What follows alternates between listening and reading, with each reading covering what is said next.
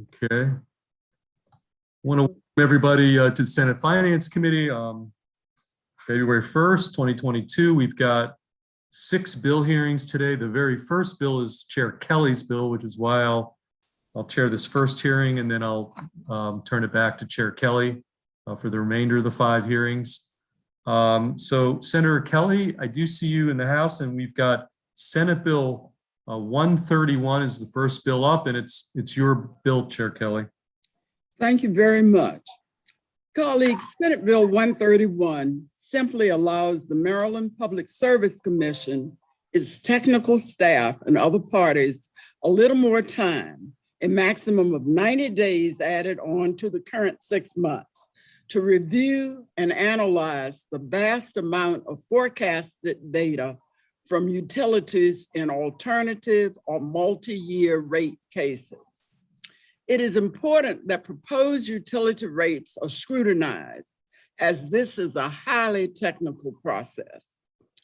In 2019, there was a legislative debate concerning alternative forms of rate making. I participated in the PSC's public conference that ultimately led to the Commission's decision to ultimately approve multi-3-year rate cases. The Commission has processed 2 of these complex cases so far, from BGE and from PEPCO, and we will hear more about lessons learned today from our panelists. You will hear the PSC chairman describe the process of a multi-year rate case and its complicated elements. A representative from PSC's technical staff will tell us about their experience reviewing utility forecasts in multi-year cases and conducting the essential reconciliation processes. We will also hear supportive testimony from OPC and AOBA, who are parties to these rate cases. You will not hear any opponents from the utilities. There are none. Senate Bill 131 is a small but critical change that will benefit the public, ensuring that utility rates are fair, stable, and predictable. The attached amendment, a recommendation from the PSC, reduces the wait time from 120 down to 90 days. In light of these considerations, I ask for a favorable report for Senate Bill 131. Thanks so much. Okay, thank you, Madam Chair. Any questions for Chair Kelly on Senate Bill 131? Okay, seeing none. Madam Chair, you've designated as your panelist Chair Stanek from the Public Service Commission. I know that he has also brought Drew McAuliffe with him today from the Public Service Commission. Chair Stanek, I'll start with you. We're not going to put you on the clock because you're our regulator on these issues. So why don't you start, and or if you want to defer to Drew McAuliffe, that's fine too. Thank you. Good afternoon, everybody. It's good to see your faces again. Vice Chair Feldman, Chair Kelly, thank you for the opportunity to speak on this bill today. And I'll keep this to 2 minutes or less because Chair Kelly covered a lot of the ground. As you know, the Public Service Commission is the state's independent utility regulator. It's our responsibility to set just and reasonable rates that are in the public interest and in accordance with utility rate-making practices. We all remember the debate in 2019 with respect to alternative forms of rate-making. And since then, both the PSC and the state have embraced these alternative forms, including a device called a multi-year rate proposal. These proposals have the benefit of providing certainty for both the utility in terms of its investments and its returns, as well as the customers in terms of having a stable and predictable rate for a set number of years. As Chair Kelly mentioned, in 2020 and 2021, we processed our first 2 multi-year rate proposals. And it was through that processing that we quickly realized how complicated these cases are. Much more complicated than traditional rate cases. And you'll hear Drew McAuliffe discuss in more detail in just a moment. Accordingly, they need more time to process. SB 131, as amended, would not only provide the Public Service Commission but all parties to these statutory proceedings an additional 90 days to our existing 180-day clock. I should note that even with this additional time of 90 days, we would still process rate cases faster in Maryland than in almost any other state in the country. And of course, if a utility chooses to use the old-fashioned rate case method, they would be unaffected by this legislation. So I ask for your favorable support on SB 131 and happy to answer any questions. Thank you. Okay, thank you, Chair Stanek. Any questions for the chairman or PSC chairman? Okay, seeing none. Drew McAuliffe, you are also signed up as one of Chair Kelly's designated panelists from the PSC. Drew, there you are. Okay, Drew, you maybe I may impose the 2-minute time limit on you, though. Okay, Thank you. proceed. Good afternoon, Chair Kelly, Vice Chair Feldman, and committee members. I'm Drew McAuliffe, Director of the Electricity Division at the Maryland Public Service Commission. I'm representing the Commission's technical staff. Technical staff is a party to all rate proceedings before the Commission. However, we are an independent party. We provide our recommendations to the Commission, which the Commission may or may not act upon. Senate Bill 131 will give staff and other parties an appropriate amount of time to review and analyze the vast amount of data involved in alternative forms of rate making. Traditional rate proceedings require the review of one 12-month historic test year over a 6-month suspension period to approve rates. Multi-year rate plans requires technical staff to analyze 5 different test years: the historical test year, a bridge year, and 3 forecasted rate effective years over the same 6-month suspension period. Multi-year rates rely heavily on forecasts and projections to develop the revenue requirement and rates for future periods. The forecasted data include projections of sales, customer accounts, capital budgets, and operating costs. It is staff's job to scrutinize these data and offer objective testimony to the Commission to use in its decision regarding how much of a rate increase is just and reasonable. The discovery process is intensive in these cases, involving thousands of pages of testimony and data. Staff needs to understand the theoretical basis of the forecasts, the variables included in the forecasts, and how forecasts are adjusted.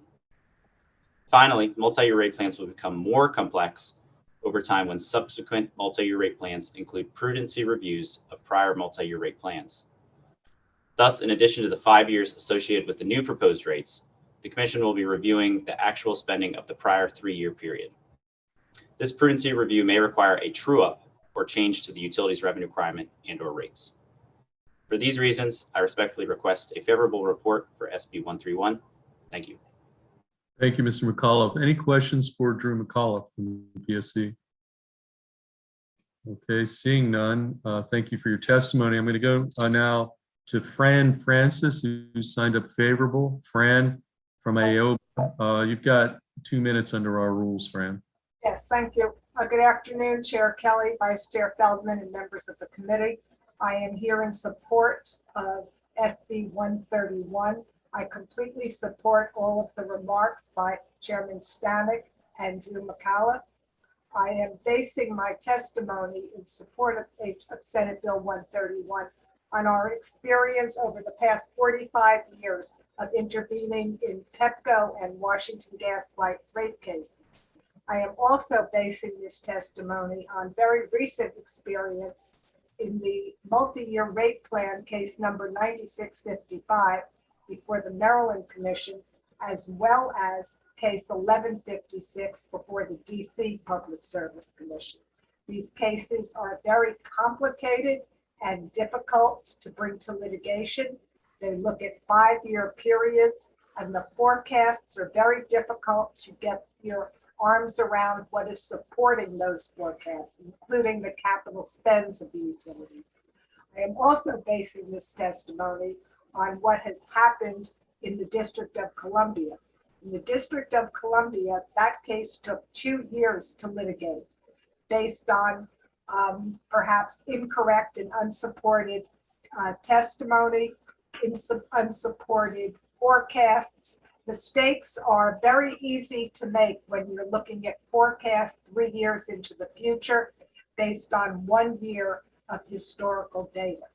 So it is from this very recent experience that I am here today for AOPA supporting Senate Bill 131. Thank you. Okay, thank you, Ms. Francis. Any questions for Fran Francis from AOBA? Okay, seeing none, our final witness on Senate Bill 131 is David Lapp, our Office of People's Counsel. David? Good Signed afternoon. up favorable, just to be clear, signed up favorable. Thank you, Vice Chair Feldman and Chair Kelly and members of the Senate's Finance Committee. Appreciate the opportunity to speak here today. We are also in support of SB 131 and generally support the comments that have preceded mine. As you know, our office is charged with protecting the interests of Maryland's residential customers in utility rate proceedings. The additional time the bill would provide in these cases is critical for ensuring that ratepayers benefit and are not harmed from these complicated cases. To understand quickly the need for this additional time, it's helpful to consider what has to happen in rate cases generally in the 210-day time frame under current law. Very quickly, after a rate case is filed, OPC must review the filing to identify the issues and potential need for experts to evaluate and potentially testify. Once we determine that need, we have to issue requests for proposals, and then there's a waiting period required by regulation that we have to wait until bids are due. Then we have to evaluate those bids, select experts. The experts have to review the utility's proposed rate and other changes. We have discovery for the utilities. The utilities are given a time to respond, and there's usually follow-up discovery. Preparation then of direct testimony, review of other parties' testimony and preparation of rebuttal testimony. Then there's surrebuttal testimony. Then there's preparation for the hearing. There's the hearing itself, which often takes place over multiple days. Then there's post-hearing briefing. After all that, the commission has to make a decision and draft that decision. That's 210 days under current law.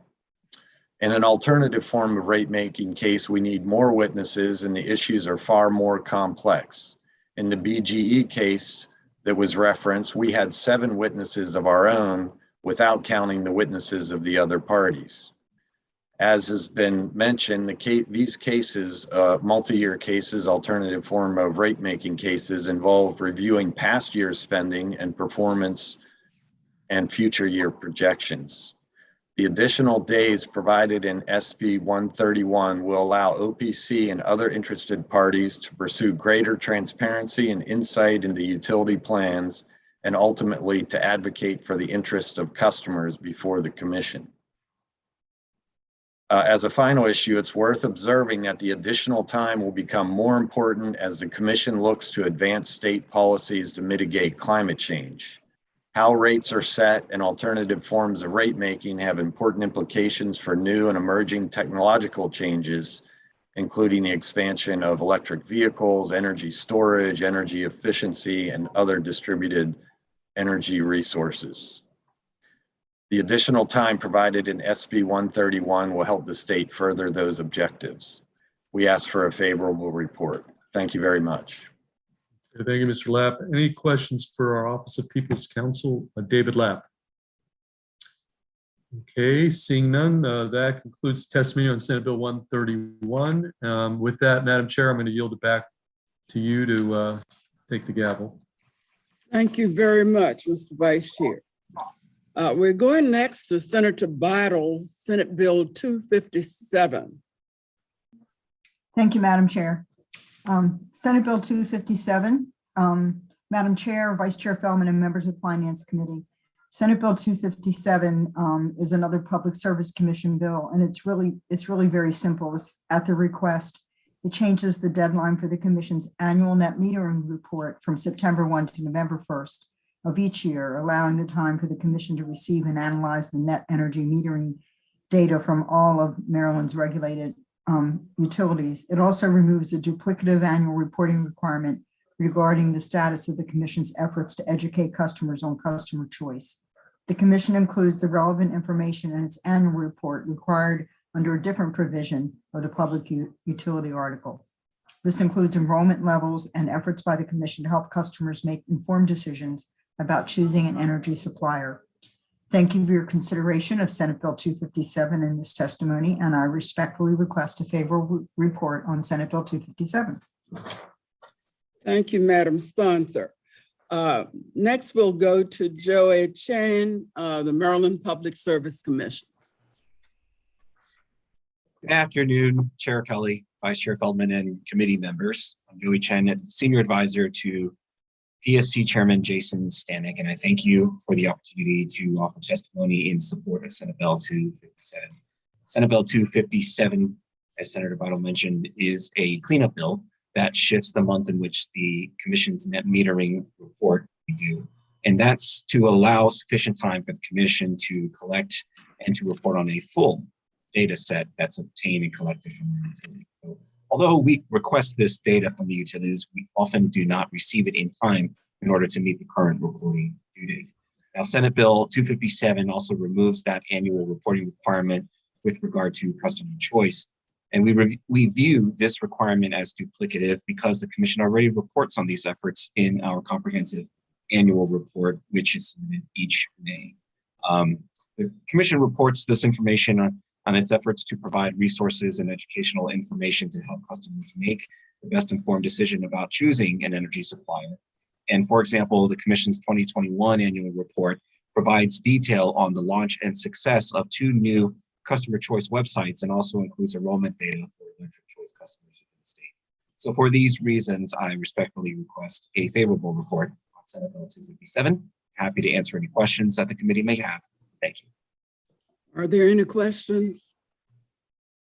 All right, seeing none, then that ends the testimony on that bill. Thank you very much.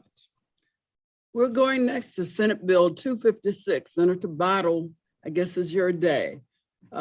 Maryland Energy Administration Resiliency Hub Grant Program and Fund. Thank you, Madam Chair, Vice Chair Feldman, and members of the Finance Committee. So you've had the easy bill. This is the little bit harder bill. But Senate Bill 256 establishes the Resiliency Hub Grant Program within the Maryland Energy Administration to develop resiliency hubs that serve low and moderate income households at no cost to the households. I want to say that MEA is already doing a really good job with helping to develop resiliency hubs, also known as microgrids, but this just adds an extra program. A resiliency hub is a location where solar energy and battery energy storage are designed to provide electricity during an extended grid outage. This can occur at a community center, a church, a school, a government building, or some other nonprofit location in an area that has low to moderate income. The bill requires the administration to establish certain procedures and criteria for the program. It also requires that certain reliability fines and penalties be credited to the Resiliency Hub Grant program, and the MEA is tasked to provide $500,000 each year to this program. Funding is also available from FEMA and other federal infrastructure funds, and MEMA and MEA are tasked with writing grants. The vision of this program is to allow community gathering centers to build energy generation powered by solar equipment and stored in the microgrid.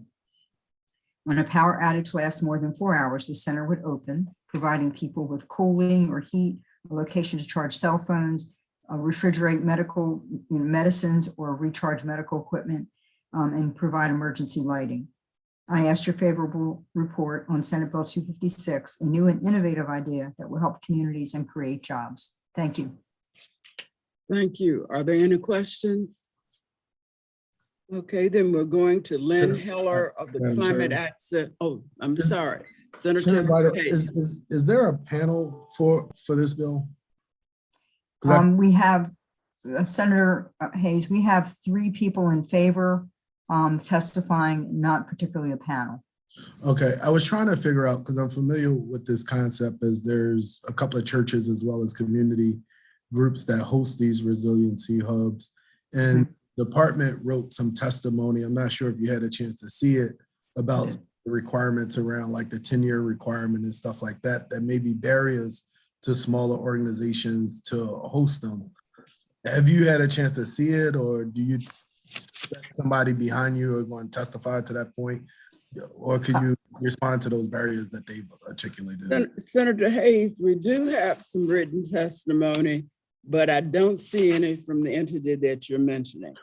There's written testimony from the Maryland Energy Insurance Administration.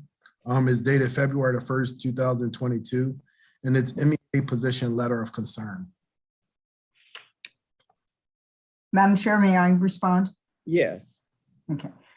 Senator Hayes, I did see it. They kindly sent it to me in advance. I know that there are some concerns, but this doesn't change any program they're currently doing. It would add additional program because there's other funding available that we're not actually accessing.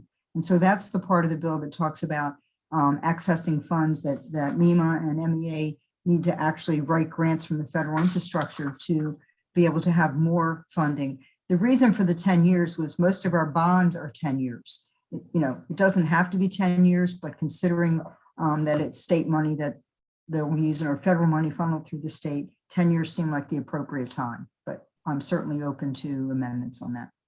Gotcha. Okay, I'll wait to hear some more testimony. Thank you. The analyst just handed me the letter that you're referencing, Senator Hayes, and they bring up some interesting points. I don't see anything that's in opposition to the bill, but we will share it with you. Yeah. Okay, thank you. Thank you. All right, let's go to the next. Who is it? David, right? Lynn Heller. Lynn Heller is from Beach Dale Road. Well, she's a private citizen. Okay. Right. I am, thank you, Chair Kelly and members of the committee. My name is Lynn Heller, and I am the founder and CEO of the Climate Access Fund, which is a statewide nonprofit green bank that is focused on reducing the electricity bills of low-income households through access to clean energy. For the record, I'm also honored to serve as the board chair of the Maryland League of Conservation Voters. Okay. The Climate Access Fund supports SB 256 because we believe climate change is an urgent threat to Marylanders, and the state must take action to reduce its impacts. Extreme weather events, as we all know, are becoming more and more frequent, and we have to prepare for them, particularly in under-resourced communities where residents are less likely to be able to access basic needs and services in a crisis. Resiliency hubs located in LMI communities provide access to electricity for essential needs during power outages. SB 256 appropriately calls for consistent funding for an LMI Resiliency Hub program. The Climate Access Fund also supports SB 256 because it prioritizes resiliency hubs that are combined with community solar. That means that during the 99% of the time that the electric grid is not down and power from the battery isn't needed for the resiliency hub, at least 30% of the solar power generated by the resiliency hub would be allocated to LMI households.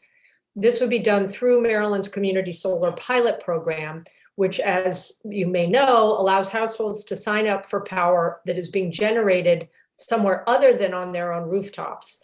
And they get a credit at a discount, sometimes as high as 25% discount for low-income households on their electricity bills.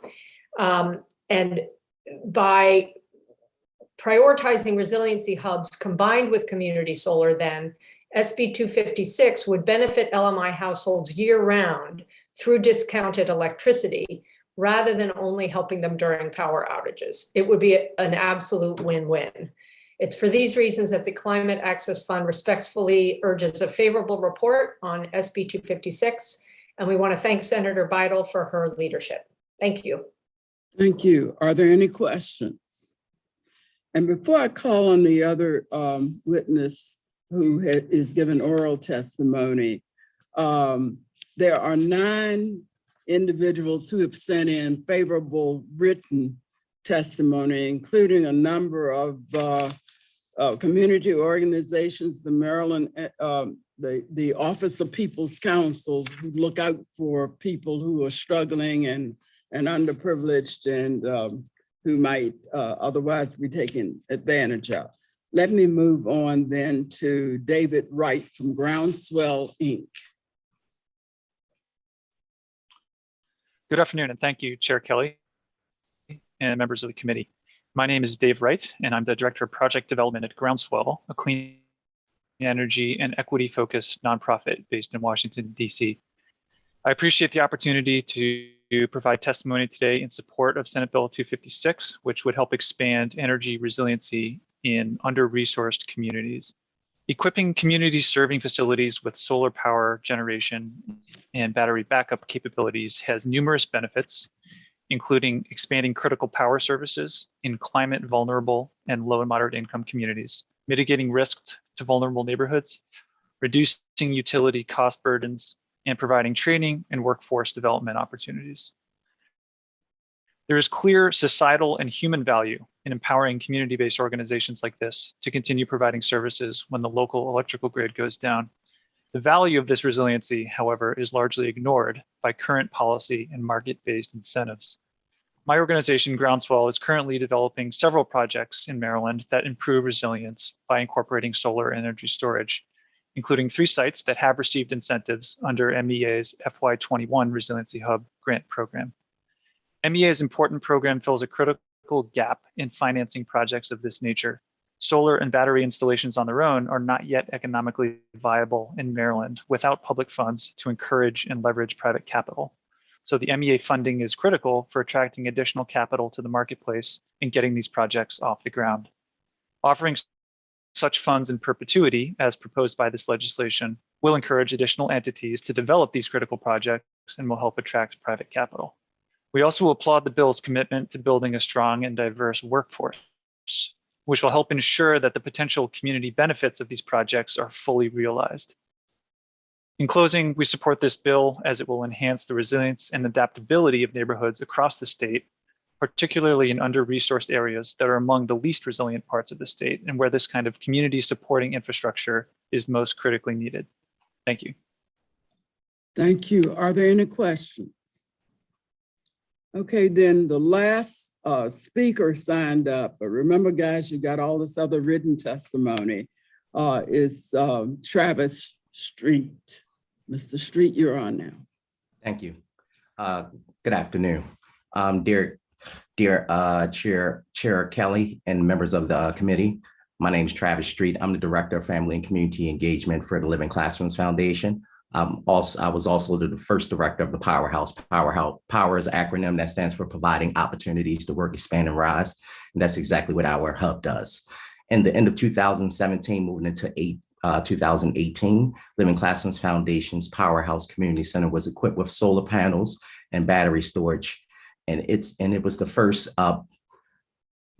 solar-powered public housing community resiliency center in the nation. We installed this system so Powerhouse would be prepared to assist the 1,400 residents of Perkins homes in the event of extreme weather, human-created disruptions such as fires, uprising, large-scale power outages. We provided by providing heat, air conditioning, power, water, food, and communications options to residents, while also continuing to offer diverse education, workforce, and supportive services of all ages. The system is being used as a resource for the community, and when the grid actually fails, it creates enough clean energy to provide up to 72 hours of sustainable power in the community center. This system is used all the time. The power goes out in the Perkins Homes community very frequently, normally around the hottest days of the summer. In the winter, although the power doesn't go out as often, the solar power provides clean energy and serves as heating centers for the community, for residents as they run their daily errands. In July 2018, we used the system to its max capacity for running it for 72 hours during that power outage. As soon as the power went out, our team sprung right into action. We went to knocked on doors, talked to our seniors and our residents within the community with respiratory problems. So they were able to plug up their oxygen tanks. Students were upstairs playing on the computers, getting instruction, and it actually turned into a community cookout. So those 72 hours, 3 days of no power and power going on and off during that time, turned into a good thing because we had, some people say practice makes perfect. We're not firm believers of that. We believe that having a plan makes you ready and prepared. So basically, our microgrid is vital to for the resilience of our community. We look forward for more resiliency hubs to be built all throughout the state of Maryland. I request a favorable report on HB 31. Thank you.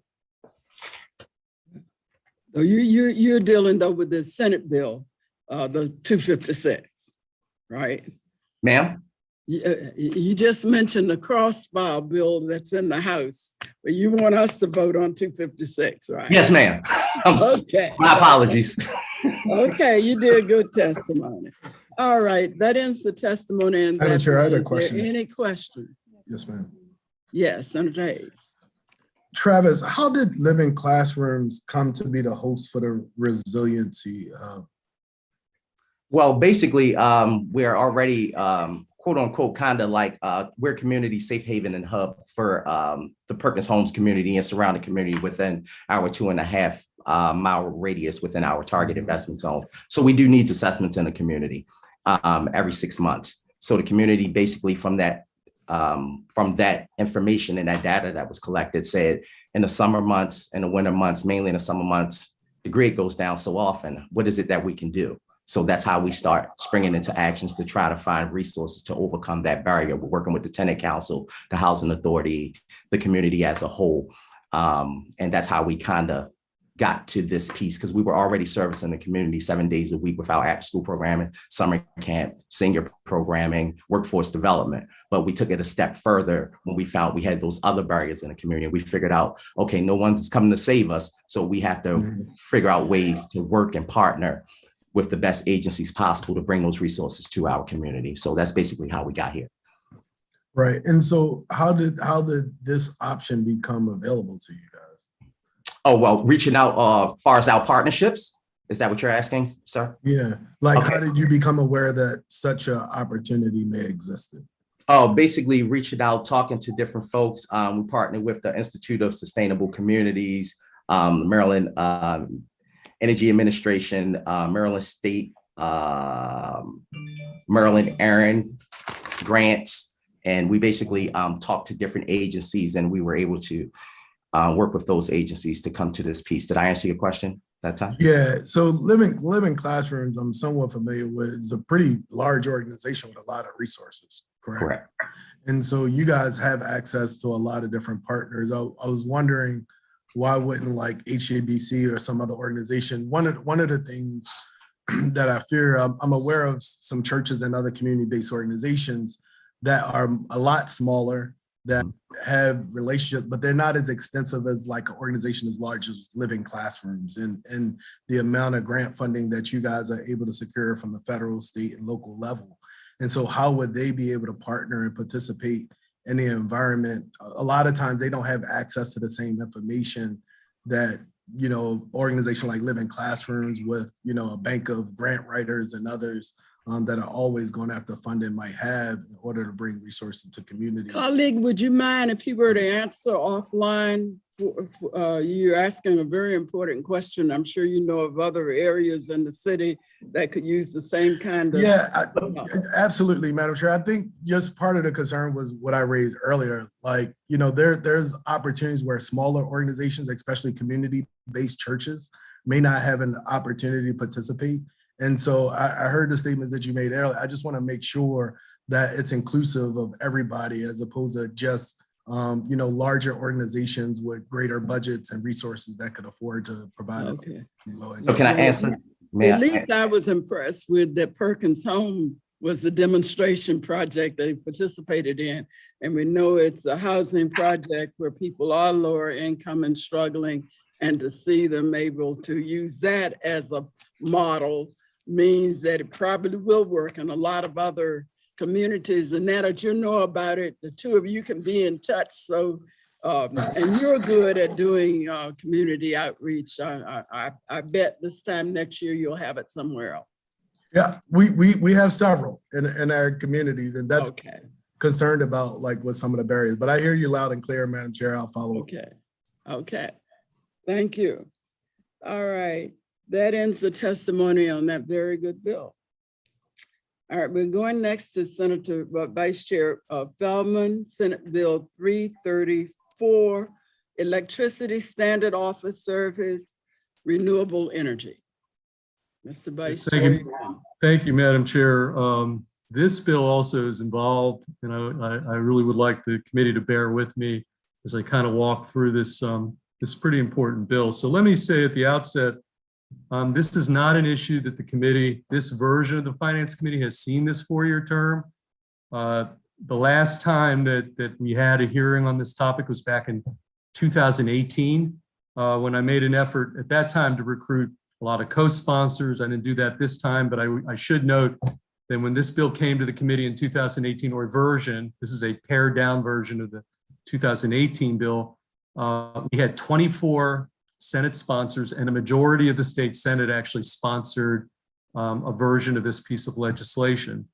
At that time, I would say that there was pushback from the utilities, so I didn't bring this this topic back to the committee in the form that it took place, made some adjustments, pared it down, and I believe this bill addresses some of the concerns and issues that were raised back in 2018 that were raised by the utilities, has some protections for ratepayers that were not back in the 2018 version. As for the opposition, and I'm going to address the opposition testimony here in a minute. Let me just say it's not quite as it appears. There's a lot of testimony in opposition, but when you parse through, I think you're going to see a slightly different story when I explain it to you.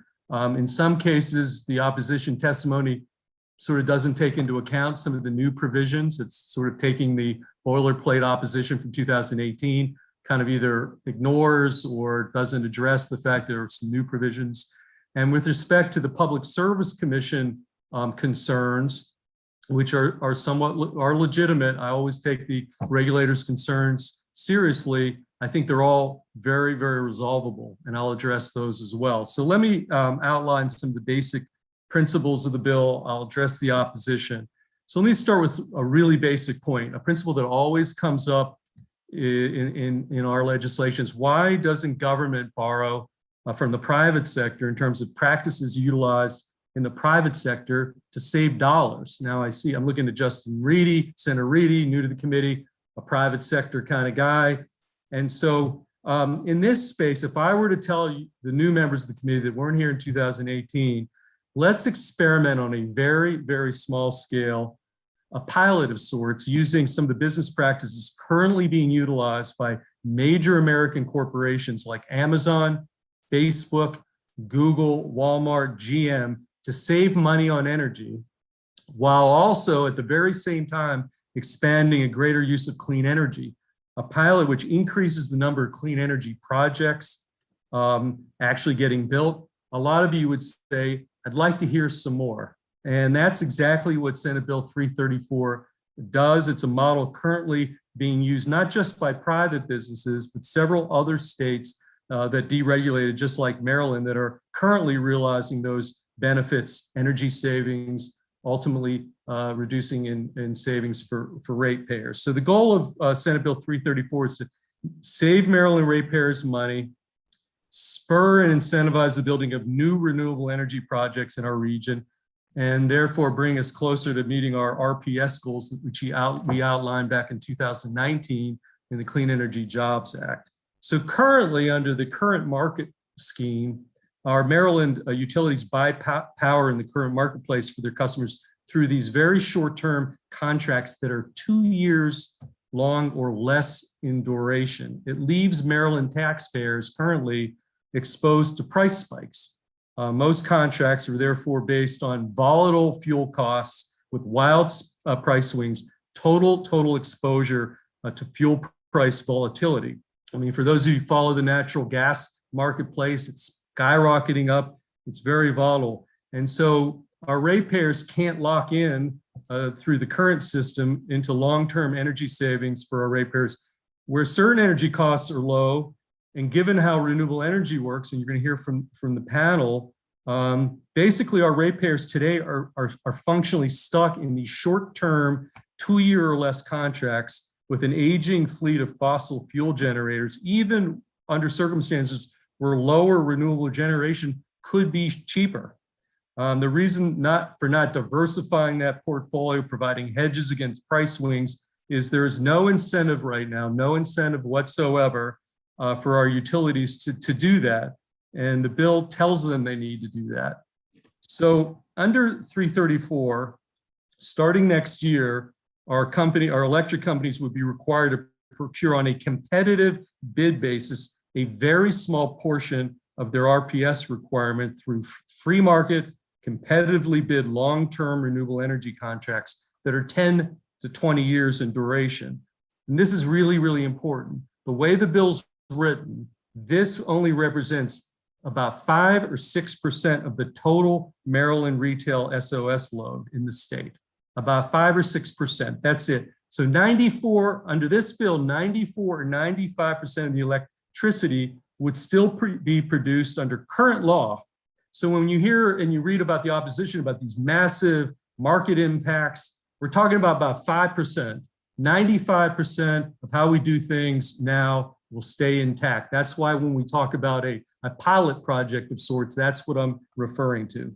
Before I get to the ratepayer impact, which is always an important question to be resolved here, without these longer timeline and longer contracts to recover costs, new generation just are not going to be bidding on these opportunities and aren't getting built, the renewable projects I'm talking about, because they have high upfront capital costs, but low operating costs because there's no, due to the zero fuel use and cost, they're not subject to those price swings. So it's a lot of upfront costs, but low operating costs. So they need those long-term contracts. There's lower cost of financing, lower interest rates, predictable revenue streams, but ultimately, the beneficiaries are our ratepayers. And then also by having these projects built, we're able to more likely meet our renewable energy goals. So those are the projects that I'm talking about that ultimately the longer term contracts.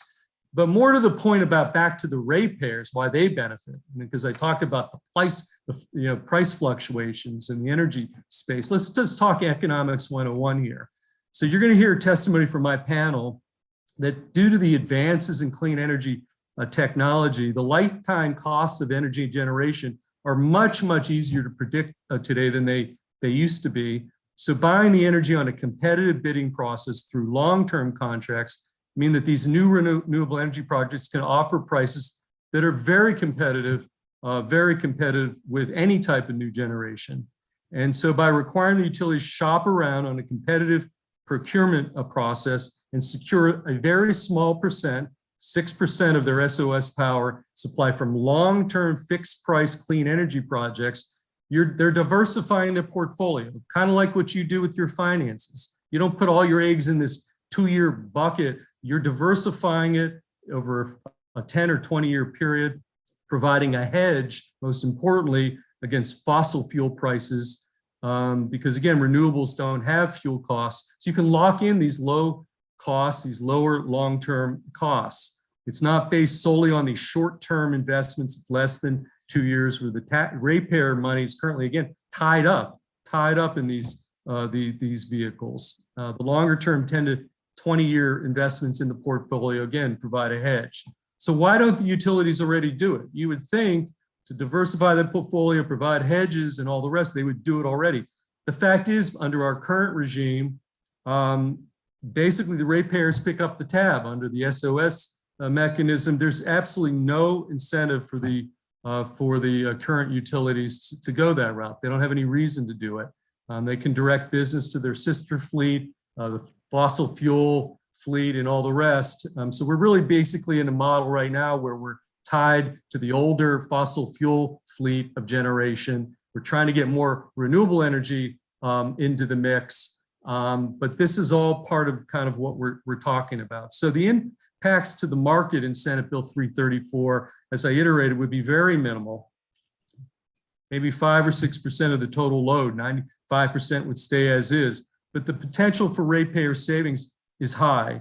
And this isn't a theory. I mentioned earlier, the private sector is already using long-term contracts, big corporations. But here are some examples in government. So DC government's already saving money through long-term contracts. The city government signed a long-term contract for wind energy and projects $45 million in taxpayer savings.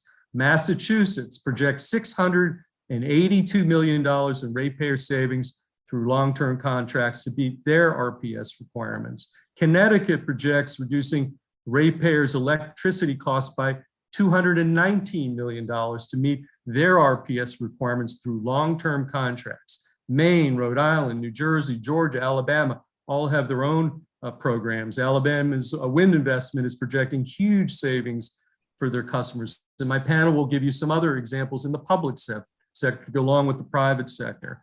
But here's also a really, really important point.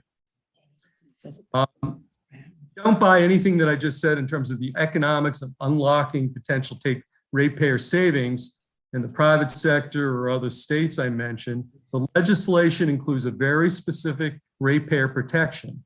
It provides oversight by the Public Service Commission. Specifically, the contract that I'm talking about, the long-term contract, has to be submitted to the Public Service Commission, and they will determine whether that long-term contract is cost-effective or not, compared to the long-term projections of renewable energy costs, which guarantees that ratepayers will pay less money. So we're putting it to the PSC before these long-term contracts can be approved. The Public Service has to approve them and say these are cost-effective.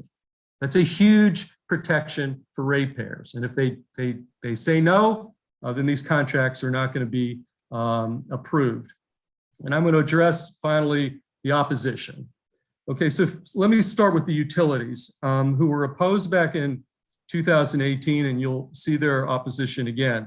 I would note that Exelon and other companies, their sister, actually do already execute long-term contracts around the country.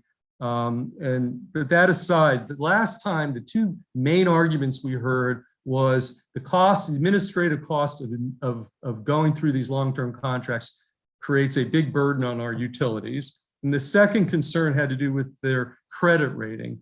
So let me just, a couple of things. The legislation addresses both those issues. Specifically, we've built into the bill, specifically a 1% remuneration for the utilities to cover the cost of them holding and administering these long-term contracts. So this administrative burden issue is really a non-issue based on the way the bill is written. Secondly, when you talk about when they raised the last time the credit ratings, it had to do with that these long-term contracts could be viewed as an imputed debt on their books as opposed to a regulatory asset. We've resolved that in the bill. Specifically in the bill, it's being characterized and classified as a regulatory asset, not an imputed debt. And so when some of the testimony is still referring to the concerns raised back in 2018, I mean, I'm specifically looking at BG&E testimony where it says the concern about, it goes, the required 10 to 20 year contract lengths could result in imputed debt, which would have a negative impact on financial credit. Well, that's actually specifically dealt with in the legislation. So that, again, they're going back to the 2018 testimony without apparently reading the actual bill. And then finally, on the burdens to the utilities, the bill is very specifically constructed to reduce the burden by requiring them to basically sell the contracted energy and RECs into the regional market. So, it's preserving the integrity of the SOS procurement structure. I think at the end of the day, the utilities don't like the mandate component. They don't want us to tell them what to do. But the current regime, they're not have no incentive to do anything other than enter into these 2-year short-term contracts. Yes, we're telling them they have to take a small percentage, 5-6%. Let's try this out, enter into long-term contracts. I know they don't like it, but that's fundamentally, I think, when I read their testimony, what their opposition's about. As far as the retail suppliers, I'm not sure why they're weighing in on this. The only thing I can come up with is if it does save money and ratepayers are saving money, the utility energy bills, SOS bills are going to be cheaper. And it's going to be harder for your retail suppliers to then compete and get money away from the SOS clients. So again, otherwise, the bill shouldn't really have anything to do with the retail suppliers other than if in fact they think that the ratepayer is going to save money energy costs come down and bills come down, it's going to be harder for the retail suppliers to actually get new customers. And finally, with respect to the Public Service Commission, Madam Chair, they raised 3 or 4 points. Number one, they say they don't have right now, they need more expertise and they could use some staffing to help with this approval process I mentioned. I would note that if you look at Connecticut, Massachusetts, Rhode Island, Maine, all of whom have approval processes just like contemplated in this bill, they all apparently have expertise sufficient to do what this bill requires. There's clearly expertise out in the marketplace. So I'm not sure. I think that, you know, if they need more staff, I really want to work with the Public Service Commission on whatever their staffing needs are, but it's clearly working. And there is, again, expertise in other public service commissions around the country. If it's about, they mentioned they could use delay implementation, the regulation requirements for deadlines are too soon. I think delayed implementation of those provisions absolutely could make sense. I'm open to that. And then finally, I would also throw out that the way the bill's written in terms of the expertise and the burden, we could, instead of this percentage of the SOS load, we could just quantify it, a specific number of megawatts, perhaps. It might be administratively much easier for the PSC to pull off in analyzing the cost benefit analysis here. Again, instead of a percentage, which could fluctuate, maybe a specific number of megawatts have to be procured through long-term contracts.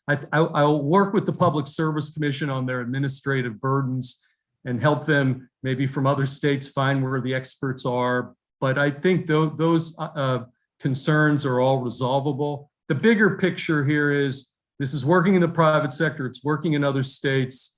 A very small experiment here with 5% of the total SOS load.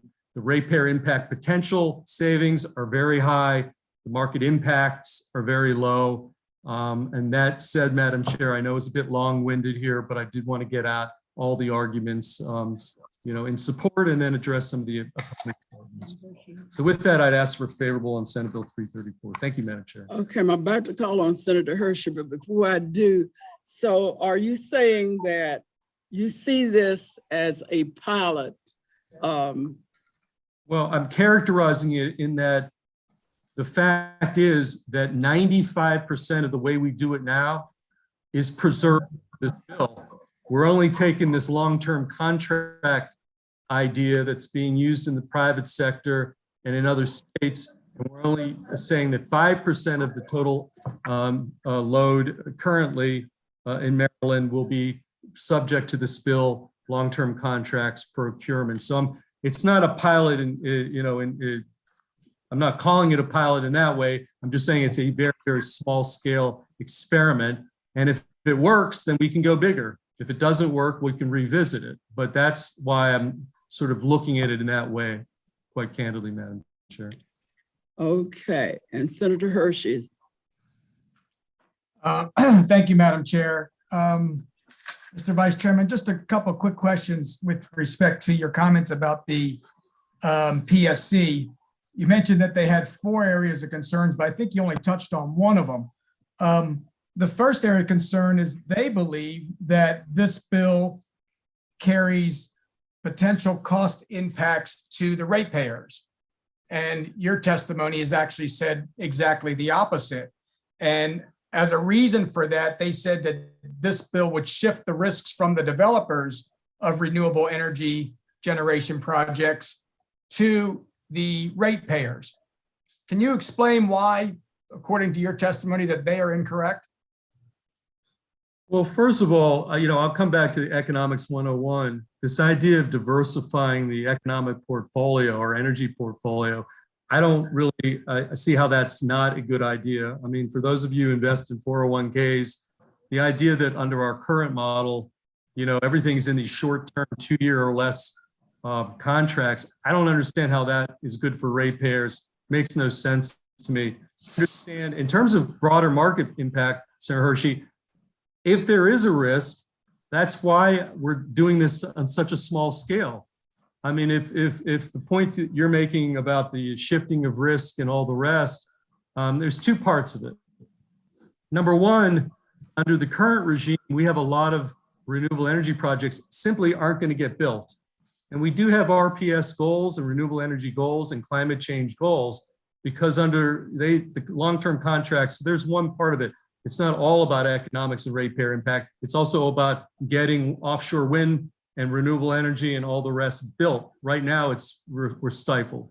But on the ratepayer impact aspects of it, beyond the fact that to me, with the price fluctuations in the energy market, this I think ultimately benefits, which is the experience in the private sector, experience in all these other states. So I'm questioning all of that. But even if you disagree with that, we're only taking about 5%, and we're going to do an experiment to test it. And then ultimately, the Public Service Commission itself is going to have to approve these contracts. I have to come back to that. I think the PSC sort of ignores some of that. If they don't believe it to be cost effective, then they won't approve the contract. That's the ultimate bottom line check and balance on this whole idea about this 5% SOS load going to long-term contracts to see if it does in fact save money like it does in the private sector, like it does in many other states. And we'll see. Right. If the PSC doesn't agree, they can not approve the long-term contracts. Simple as that. Right.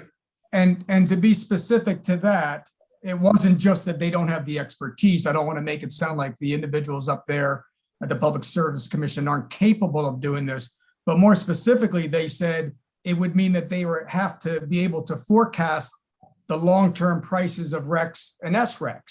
Now, isn't that a little bit more difficult to do in this market? Or are we able to have an idea what the RECs are going to be 2 or 3 years, 20 years out? Okay, well, I think the PSC has got some great people there.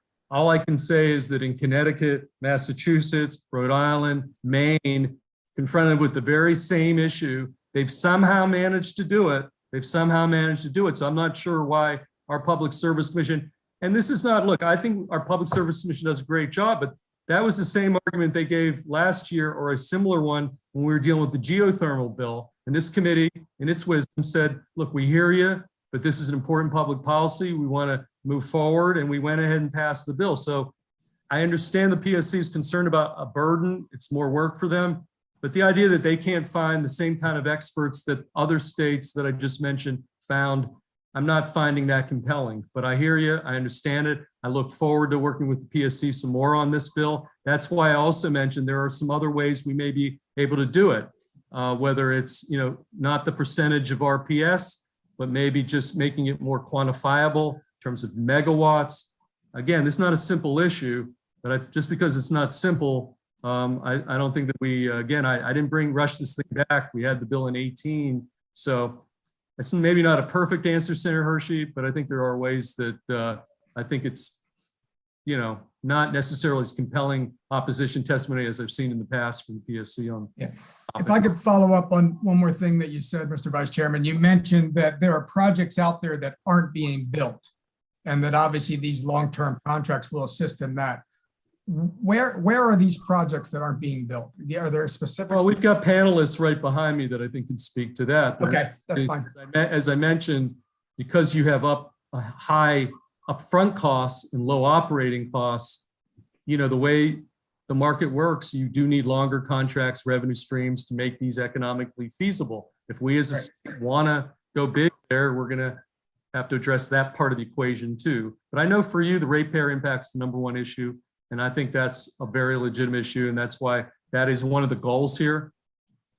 I appreciate that and understand some of the comments you made about the economics of this, but at the same time, I do put a lot of value into what the Public Service Commission has stated with this. And when two of their bullet points are concerns to potential cost increase to the ratepayers, I think that needs to be taken seriously.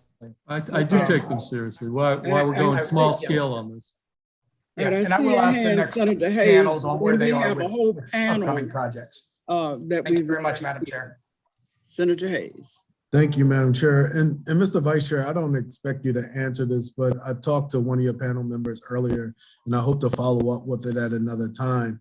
But as we continue to expand renewable energy, which is a good thing in our state. My concerns about diversity and the opportunity to participate in the marketplace continue to grow. I'm seeking some information from one of your panelists, but I just want to put on your radar screen that, you know, as we expand greater opportunities, the diversity to participate in the marketplace, as well as, you know, opportunities for the creation or training of jobs becomes to worry me a little bit that the industry may get too far without being more inclusive. And so with the panelist members, they've assured me that they would get me some information early. I just want to use that as a point of information. Look, I you know, you've raised that issue. I think it's a hugely important issue. And maybe we should, you know, think about incorporating that in some way, even into this legislation. I'm totally open to that. So I agree with everything you said. I agree 100%. Okay, now you have a panel and each witness will have 2 minutes each. Andrew Gahn, Mara Cyphers, and Holly Smith. Okay. So if those people are here, you can go in that order. Very, very good. I'll go ahead and get started then. Thank you for the opportunity. Chair Kelly, Vice Chair Feldman, members of the committee. Thank you for the opportunity to testify in support of Senate Bill 334. I'm Andrew Gahn, the Eastern Region Director of State Affairs at the American Clean Power Association. The Vice Chair did such an excellent job explaining the bill. I'm not sure how much I'll be able to add, but I would certainly agree that using longer term contracts for renewable energy can lower Marylanders' electric bills. And that's because for several years now, wind and solar prices have fallen below the cost of power generated by new fossil fuel plants, and even falling below the marginal cost of generation from existing plants now. In some cases. But the way the Maryland utilities and suppliers buy electricity and RECs essentially locks those customers out of those cost competitive options, functionally locking them into subsidizing an aging fleet of fossil fuel generators at a time when natural gas prices are on the rise, as has been noted. As a result, several other deregulated states, Connecticut, Maine, Massachusetts, and Rhode Island, have passed legislation to require utilities to issue RFPs for renewable energy long-term contracts, and they've projected significant savings to ratepayers, as we've discussed. This bill would operate similarly. I want to just go through a few of the ways that it differs from previously introduced versions of the bill. I know that the Vice Chair touched on some of these, but first, this reduces the burden to the utilities by requiring them to resell the contracted energy and RECs into the regional market, preserving the integrity of the SOS procurement structure. Then the utilities credit the ratepayers the savings by passing those resale revenues back to customers. Okay, so then it also includes a provision that spreads that credit to all consumers, not just SOS customers, which should alleviate any concerns that have been raised in the past about policy impacting migration of customers in and out of SOS. Finally, the bill does include that small remuneration rate for participating utilities to compensate for any impact to balance sheets or credit ratings. So we've made sure to put those provisions in place to make sure that the bill is addressing those stakeholder considerations. SB 334 offers an opportunity for Maryland's electric consumers to access the same class of low-cost resources while advancing clean energy, reducing pollution and carbon emissions, and driving job creation and economic development. We urge a favorable report. Thank you. Okay, and now Andrew Gahn. Oh, sorry, that was Andrew Gahn. Mara Cyphers. Good afternoon, Madam Chair and members of the Finance Committee. Maura Cyphers with Compass Government Relations here on behalf of Merrick. Thank you very much to Vice Chair Feldman for bringing this bill back. He made a million great points, and I just want to expand on a few of them. So the lowest cost to get renewable energy is to buy long-term. Other states know this, corporate America knows this. Senate Bill 334 proposes a small change that accomplishes three important goals: building projects here, creating jobs here, and lowering rates for Marylanders. And I just, as we were listening to testimony, want to illustrate what we're talking about. I had my husband text me our BG&E bill, so I know we're at 8.3 cents per kilowatt hour. This legislation and long-term contracts are what's going to get Maryland ratepayers what we're seeing in Massachusetts, which is 3 cents a kilowatt hour for wind and solar. And I think really the best way to think about this bill is that it's a small hedge of ratepayer protection against spikes. You know, as previously mentioned, Not the first time this bill's been introduced. What's different this year?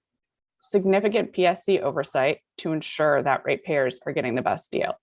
PSC is going to be the backstop. They're the authority. They can say, no, try again. We want this to work for Maryland ratepayers.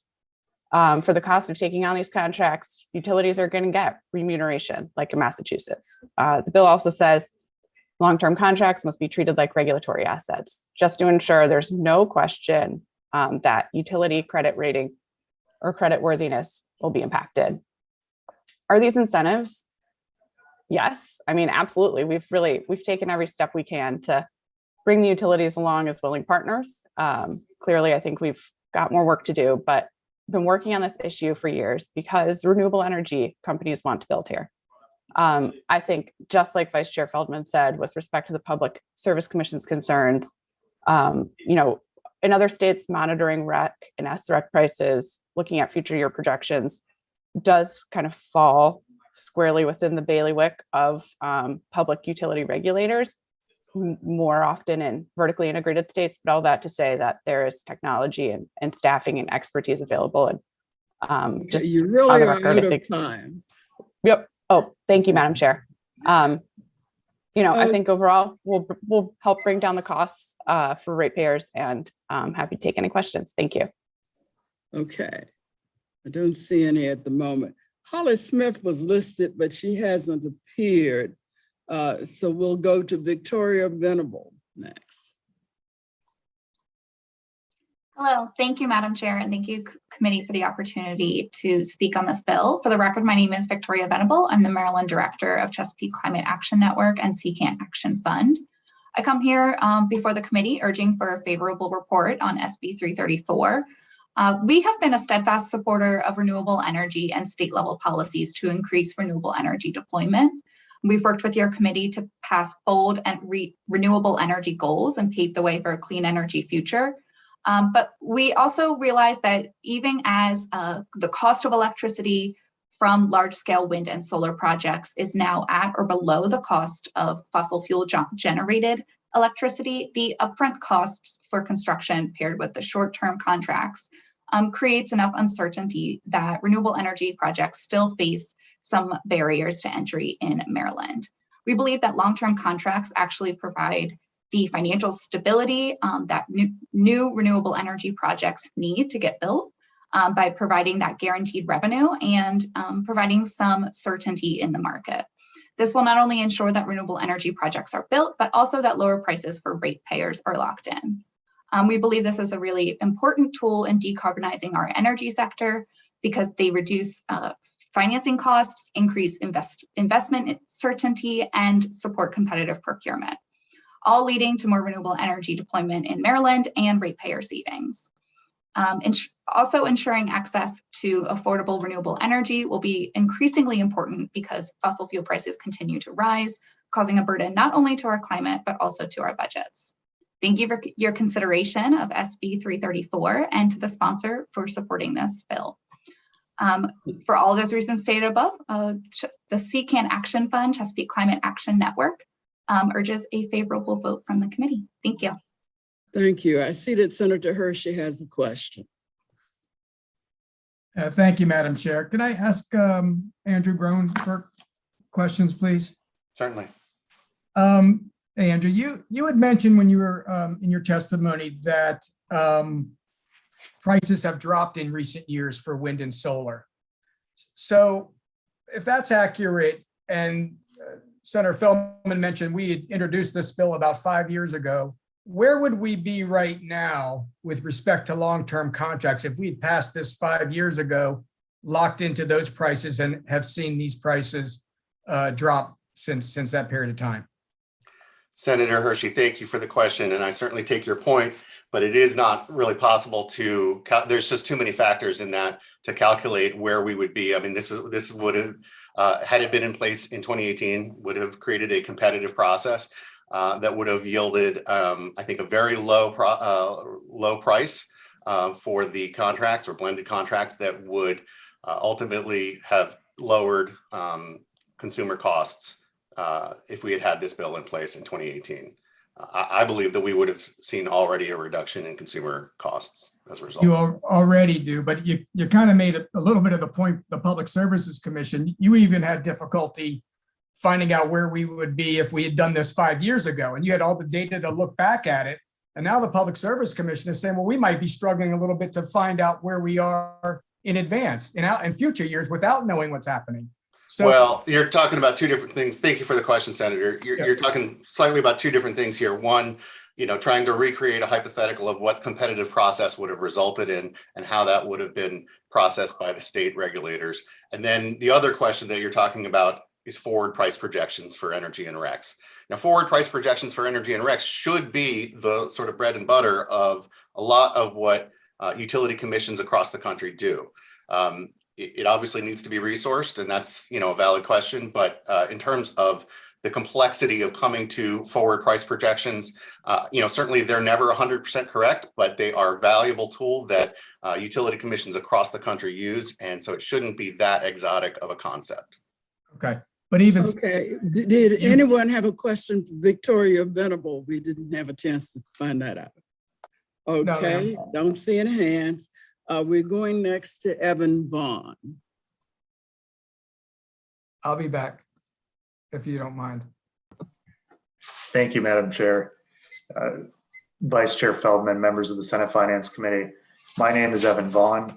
I'm Deputy Director of MERIC Action, the Mid-Atlantic Renewable Energy Coalition. We represent utility scale wind, solar, and energy storage companies that do business in Maryland and across the region. I'm also a Maryland resident, and I urge you to support this bill today for a number of reasons that I'll get into. We do believe it will protect ratepayers going forward from extreme energy prices. We believe that it will spur the development of new additional renewable energy projects in our region, and it will make the state come closer to its renewable portfolio standard goals. I want to talk for a little bit about the reasons why other members of the business community have entered into these long-term contracts. The Fortune 500 companies here in the United States, including household names like Google, General Motors, and Walmart, have used these long-term contracts to procure renewable energy. Really over the last decade, it's become a very common practice. These long-term contracts enable these businesses to plan their energy cost decades in advance as a way of hedging their bets against those more volatile and often higher fossil fuel and fuel-based price spikes. And so you can think of it like a long-term mortgage where you're fixing an interest rate. You don't know necessarily if that interest rate is going to be competitive going a long way into the future, but what you do know is that you're protecting yourself against those potentialities that would work against you, so having a higher interest rate. And because this bill only impacts a small percentage of the electricity that would be procured in the state of Maryland, it would act as a hedge also for consumers in the state of Maryland and allow for Maryland consumers to bring those savings home that corporate America has enjoyed for over a decade now.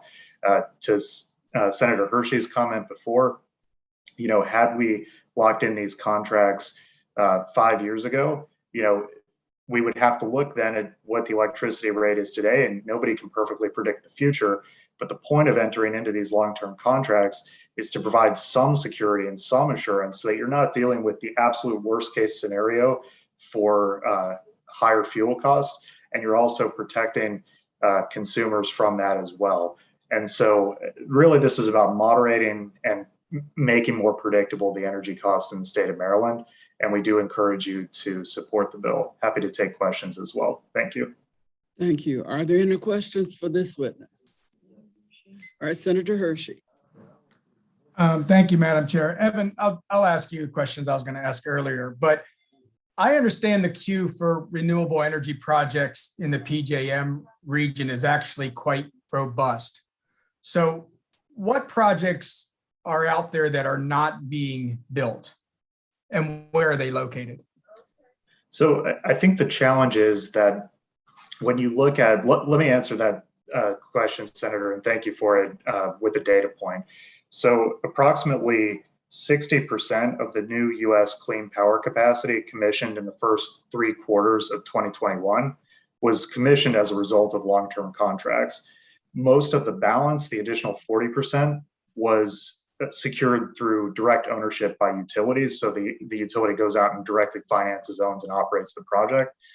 And so when you look at it that way, the market share for new projects coming online that are open to just sell their electricity and to sell their renewable energy credits into the market, for example, to be purchased through short-term 2-year contracts by the utilities in Maryland, is actually very small. That's not to say that those projects don't exist out there. That's how the utilities are purchasing renewable energy to meet their compliance requirements for the RPS. But what we're talking about is new projects going forward are almost completely being incentivized by these long-term contracts, because they provide stability from a finance standpoint to know that you're going to have a customer for 10, 20 years going forward. And so I hope that answers your question, Senator, that it's not that there are projects, say, not being built. It's that the projects that are being built are going to customers other than Maryland ratepayers, for example, corporate America. So yeah, but let me finish that with, let me add on to the question. I asked specifically, where are these projects? In other words, is this investment that Maryland ratepayers are going to put into this, or are we going to see those projects in Maryland being spent in Maryland? If the intent of the bill is followed, which would be to procure about 5% of the total electricity and REC needs of the utilities, that 5% of projects, they could be built in Maryland. They could be built farther afield. They would be within the PJM grid. Certainly, we're the regional electricity grid. But the idea would be that the cost saving and rate protection benefits would be going to Maryland consumers. That's the thing that I can guarantee. Yeah, but that's actually still up for debate, because the Public Service Commission is saying that they see potential cost increases to the ratepayer. So that hasn't been figured out. But what we are seeing, and again, unless I haven't heard something that's in the queue, what type of tier 1 non-solar projects are in the queue in Maryland, and where would Maryland ratepayers see this investment being made? Respectfully, Senator, I believe the PSC said there might be impacts, which I think could be positive or negative. The PSC can obviously speak to. I'd be surprised they would oppose the bill if there was positive cost impacts, but okay, let's just say that they certainly have said that it would shift the risk from the developers of projects to the ratepayers. You'd agree with that? No, I would say that the risk is mitigated for both parties. Okay, so it doesn't mean that there's no risk. There's always risk, right? But the risk would be mitigated for both parties. Would it be so mitigated be assumed also by the ratepayers as well as the developers? Correct. The ratepayers would have reduced risk because they would have that hedge. And just final question. Again, I'm looking for the investment that we would see in Maryland. So can you tell me about projects in the queue that would be eligible for long-term contracts, or this type of long-term contracts would benefit those types of projects that are currently in the queue for Maryland? I mean, theoretically, any project that's in the queue in Maryland right now that has not secured a buyer could become a supplier for Maryland utilities under these contracts. Basically what this bill would do would be allow the utilities to enter into these longer term contracts and be in the market along with the Walmarts and the General Motors and the Googles of the world. Okay. Madam Chair, thank you very much. Thank you. Let me ask one question, then we're going to the unfavorables. So is it your position and your fellow panelists that because we're talking about such a small percentage, it's minuscule really, of the portfolio, and you're going to have an end time for making a decision as to what you have found out, that it might be worth it if we thought of it as an experiment? You aren't using a large percentage of anything, but a very small percentage for some limited period of time to see if it gives you the results that are being projected or hypothesized. Is that kind of where you are? Yes, absolutely. I can provide an answer. Yeah, Madam Chair, thanks. I think you have the right of it. Okay, all right, thank you. Madam Chair, this is 5%, but the RPS keeps growing, right? So it's not 5% as of today's RPS, it's 5% the RPS as it continues to grow each year as well, to clarify. Okay, but it still would be 5% of what there is in terms of Of the the- universe of that the- we're talking about. Of the increasing amount that's necessary, correct. Well, okay, thank you. All right, the first person, the unfavorable is Kevin Mosier. You're muted. Unmute yourself. Unmute yourself. Yeah. My apologies, ma'am. Kevin Mosier on the behalf of the Maryland Public Service Commission. We are opposed to Senate Bill 334 for multiple reasons. First, this bill would change the dynamic of two longstanding Maryland policies, deregulated electricity supply and the RPS. And to the extent that long-term contracts lock in REC prices at a given level, this prevents the utilities from acquiring those RECs later at potentially lower cost. Second, this bill would shift risk from the developers to ratepayers. A similar federal mandate for the purchase of electricity has increased costs significantly for Potomac Edison customers who have paid over $1 billion in above market cost for the output of the Warrior Run project. Third, this bill directs the utilities receive an annual remuneration equal to 1%. This cost recovered from ratepayers could approach $2.5 million annually. Fourth, the bill would require the PSC to determine if a contract submitted for renewable energy is cost effective. Making this decision would be difficult without additional PSC resources and staffing. Finally, the PSC would be required to adopt regulations on or before March 31st, 2023. However, it's unlikely we could have these comprehensive regulations in place before 2024. Similarly, the beginning date for the utility contracts for electricity should be postponed to a date after the regulations are accepted or established. And for those reasons, we oppose this bill. Thank you. Well, then you're saying that the timing projected for carrying out this experiment in the bill is too short a time to even know. What about if the sponsor were willing to move the timeline for the 5% investment up to 2024? Yeah, I think that would certainly mitigate our concern.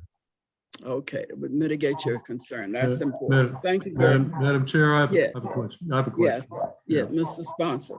Yeah, well, so on that last point, I'm very open-minded to doing exactly what Chair Kelly just suggested, which is, making some modification to the implementation and the dates on the regulatory, the regulations. But my bigger question, though, does have to do, because you kind of skipped over this, this issue that you all don't have sufficient expertise to analyze the cost-effective or the cost-benefit analysis bill requires. So, you heard earlier that doesn't seem to be a problem elsewhere in the country. I mean, ultimately, we're trying to get benefits for Maryland ratepayers that are already being realized in other states. That's really one of the goals of the bill. So why would it be overly cumbersome for you all to find the same kind of experts that apparently, Connecticut, Massachusetts, and several other states seem to have within their regulatory entities? If you don't mind me asking those basic questions. Absolutely. I think just two quick points. One, I believe last year we actually asked for additional staffing for this, or maybe I'm getting it mixed up with another bill. But even though we asked for it, unless DLS approves it, well, then we don't have the staffing. And I guess my other point that I kind of made in my testimony is, you go back to 1995, when we were approving the Warrior Run project. Presumably, we thought this was a good idea based on some forecast. And, as I mentioned, it has cost Potomac Edison ratepayers a great deal of money over the years. And it's a contract that's still running through 2030. Okay. All right. Yeah, no, you're talking about a 1990, you're going back 28 years. Is that, you just were referencing 1995? I mean, I'm clear. I believe it was, I think it was approved in 95. It wasn't actually, it didn't go in service until around 2000. And again, that is, that is one example, but, we certainly can try to forecast. I think we would try to forecast as accurately as possible. We're concerned that if we're wrong, ratepayers could be on the hook for it. Okay, well, again, Madam Chair, I'll just leave it at that. I read the testimony. I mean, it was, I understand the dates. I understand the staffing issues. I understand ultimately there are risks involved, which is why we're going so small scale, Madam Chair, on this. But I'll leave it at that. Thank you, Madam Chair. Okay, thank you. William Kress is next, 2 minutes. Madam Chair, I think he's in another committee testifying on another bill. All right, I'll go to Brett Linger, and if he gets back before we're done. Okay. Great. Thank you, Madam Chair and Mr. Vice Chair, members of the committee. Brett Leininger testifying on behalf of Brookfield Renewable in opposition respectfully to Senate Bill 334. Brookfield has a substantial presence in the PJM from the generation side, including 1,250 megawatts of renewable hydroelectric resources, 190 megawatts of wind resources, and over 200 of distributed solar resources. In Maryland, 150 megawatts of overall renewable resources, which is the equivalent of powering 23,000 Maryland homes. You've heard a lot of the discussion back and forth on the benefits and the opposition to the long-term contracts. Our position is that the competitive markets are a more efficient way for the development of new renewable resources. The reference to I think we just heard in the prior testimony, compensation equal to 1% of annual payments provided to the utilities, as well as a reference to being able to call it a regulatory asset amount, in effect, a pass on to the ratepayers. We believe that a true competitive market is shifted the risk to the developers or the shareholders, better said. So I think to some of the questions that Senator Hershey was asking as to what's not being built, one point is the alternative compliance penalties, ACPs, as you've probably heard in the committee over the years. Have been very small. So there aren't, from that standpoint, there's not showing that there's a lack of demand for the purchase of renewable resources. So we just think that there are other proposals that you've heard in the past and will in the future to look at competitive ways in which true competition can inspire the best, most efficient way to develop these projects while putting downward pressure on prices and putting the risk on shareholders as opposed to the ratepayers. So with that, we respectfully request an unfavorable report. Thank you. Are there any questions? Okay, we're going next to Charles Washington. Good afternoon, Chair Kelly, Vice Chair Feldman, and members of the Senate Finance Committee. I'm Charles Washington here on behalf of BGE in respectful opposition to Senate Bill 334. Unfortunately, we cannot agree with what you've heard about the impact of the coerced long-term contracts created under this bill. And I have to say before I truly begin that there's no genuine comparison between this bill and the voluntary agreements between two willing parties in the private sector, although we've heard much about that today. Maryland incentivizes renewable generation in a number of ways. You got RECs, SRECs, ORECs, and more. But this bill shifts the financial risk of developing and operating generation projects from the developers who stand to profit from those projects to our customers and your constituents. And yes, it is true that we procure generation on behalf of SOS customers through a series of 2-year contracts put out to bid twice a year. But this process smooths the cost impacts to customers. It mitigates the impacts of price volatility to our customers. I appreciate that's quite different from what you've heard from the proponents, but you actually don't have to take my word for it. You directed PPRP, your independent expert on this topic, to study this core disagreement that you're hearing in this hearing. And PPRP found, and I quote, reliance on long-term contracts tends to result in higher costs than meeting the RPS requirements through sequential short-term contracts over 20 years. That's what your experts found. So over the course of the 20-year contracts authorized in this bill, electric customers of Maryland would bear the risk of these higher costs while missing out on the true benefits of technological developments and market-based competition. The sponsor covered the fact, and it truly is a fact, that the rating agencies see these contracts as imputed debt, lowering the creditworthiness of utilities and greatly increasing the cost of everything we do every day to serve our customers. We did see that the sponsor attempted to address this concern in the bill. I do assure the committee that I read the bill, but we can't simply hide from the impact of the bill. Maryland statute can't say to the rating agencies that a debt is not a debt and expect that to be an effective way to protect our credit. So in short, this bill would negatively impact the creditworthiness of utilities like BGE and increase our cost of capital at a time when we are investing heavily in our infrastructure. This is not a pilot. This is a permanent law that would require an act of the General Assembly to change. And this is not a minuscule part of the load. In fact, it will grow every year as a percentage of our load as the RPS grows. You know, we laughed off 1998 with the Warrior Run example, but it's actually a really relevant case. Because while 1998 was a long time ago, when we enter into 20-year contracts in 2045, Senate finance members and people testifying between them might question what we were thinking in 2022. So for all these reasons, BGE opposes Senate Bill 334, and we respectfully request an unfavorable committee report. Thank you. Okay, thank you. William Kress did return, so you've got 2 minutes and you'll be the last witness. Thank you, Madam Chair. I appreciate the opportunity to provide some testimony. I'm here on behalf of WGL and the Retail Energy Supply Association in opposition to the bill. The issue that we see with this bill is really kind of twofold. First of all, we don't see the need to have the ratepayers finance long-term energy projects such as the ones that are being contemplated with this bill.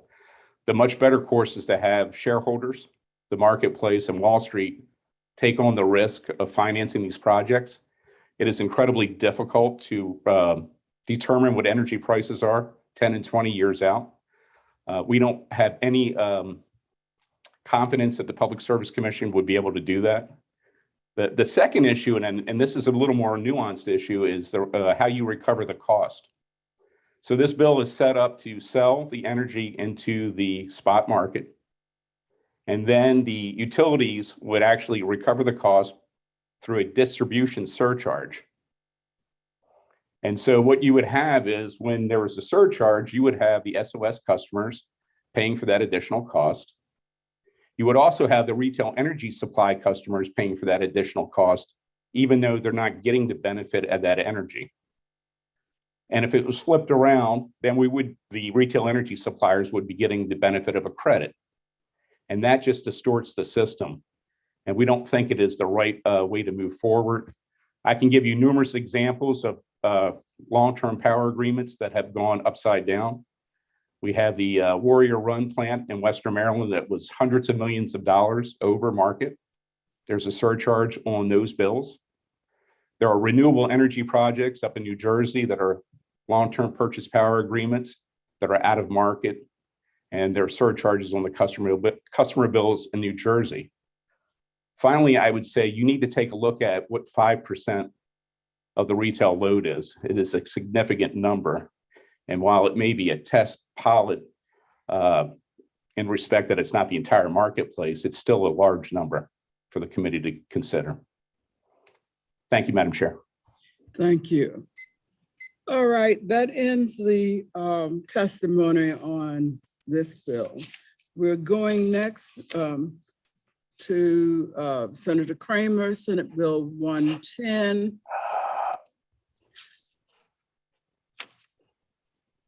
Thank you, Madam Chair.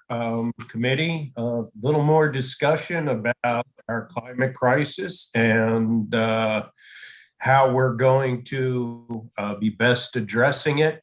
And with that, Ben Kramer introducing Senate Bill 110. And colleagues, this bill increases the very low cap on community solar generating systems from the current 2 megawatts established 7 years ago to a practical and competitive cap of 5 megawatts. In 2015, pardon me, when Maryland began charting its course toward developing its community solar program, we were a leader among the other states.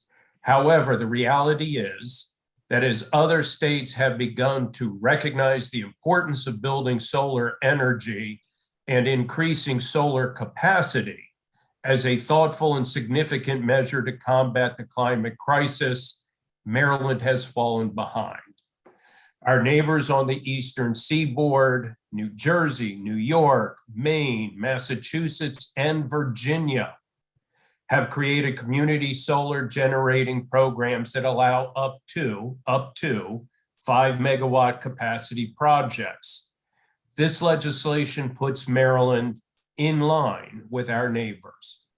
We established in Maryland just last year a precedent for making this logical expansion, but it was limited unnecessarily to local governments. Larger projects, where feasible, will provide project developers and ratepayers the benefit of economy of scale.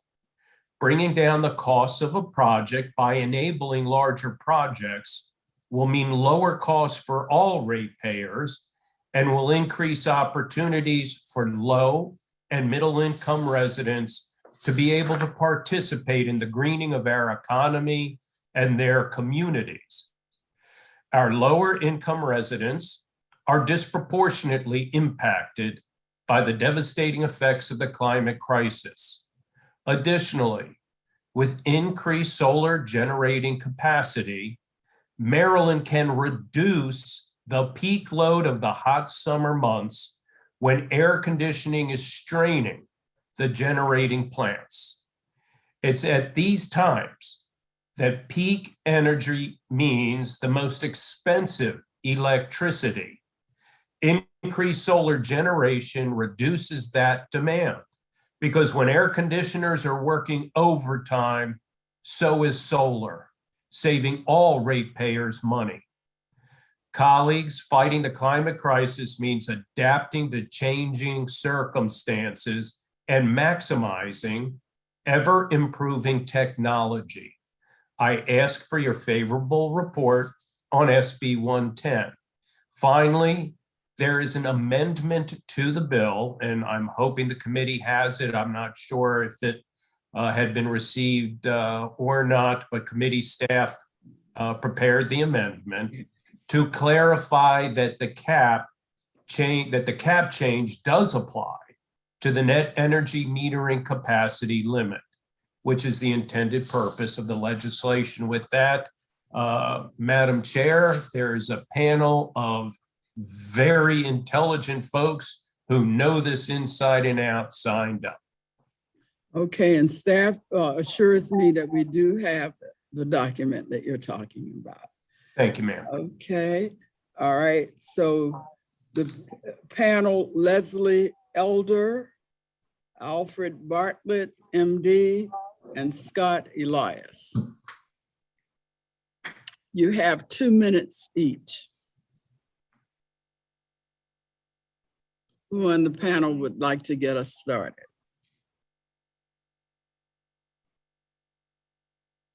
I see. So, okay.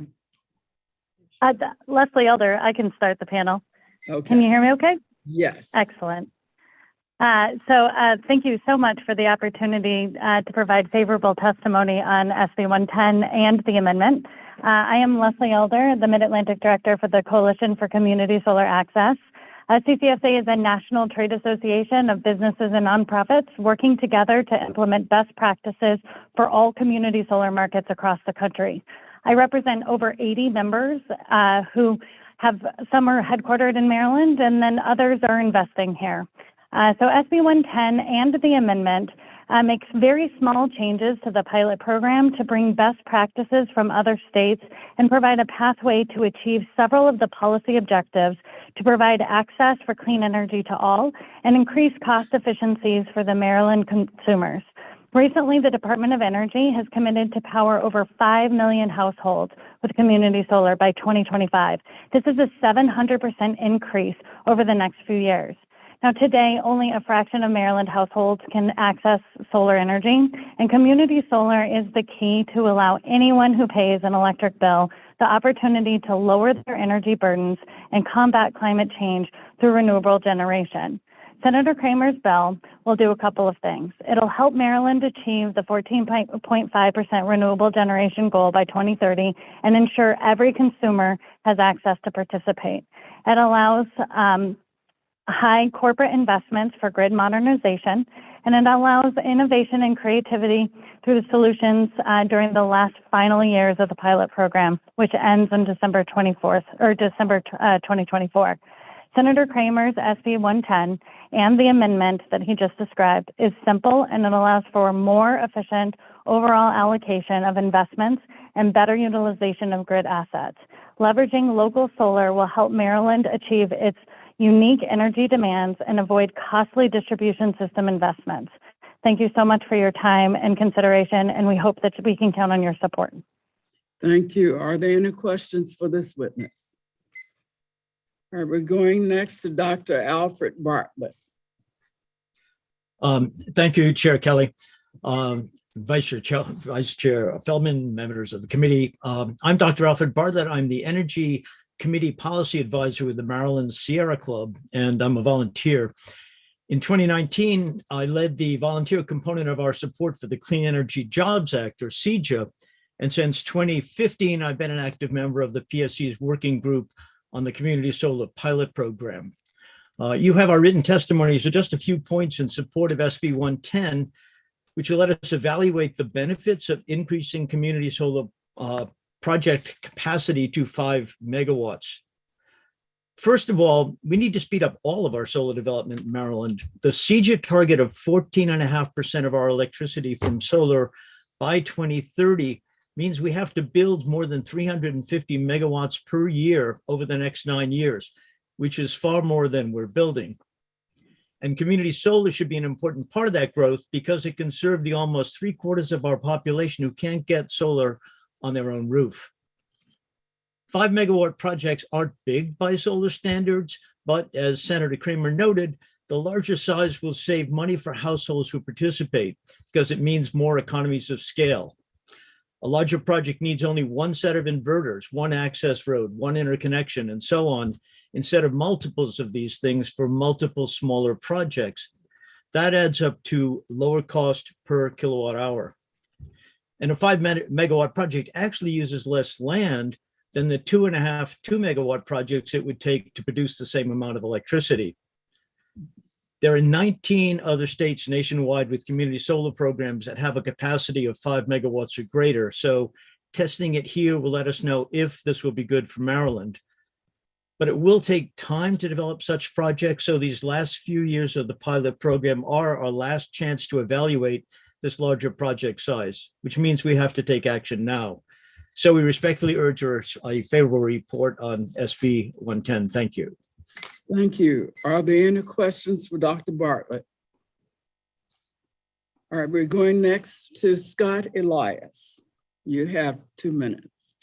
Thank you, Chair Kelly, Vice Chair Feldman, and members of the committee. Thank you for having me here today.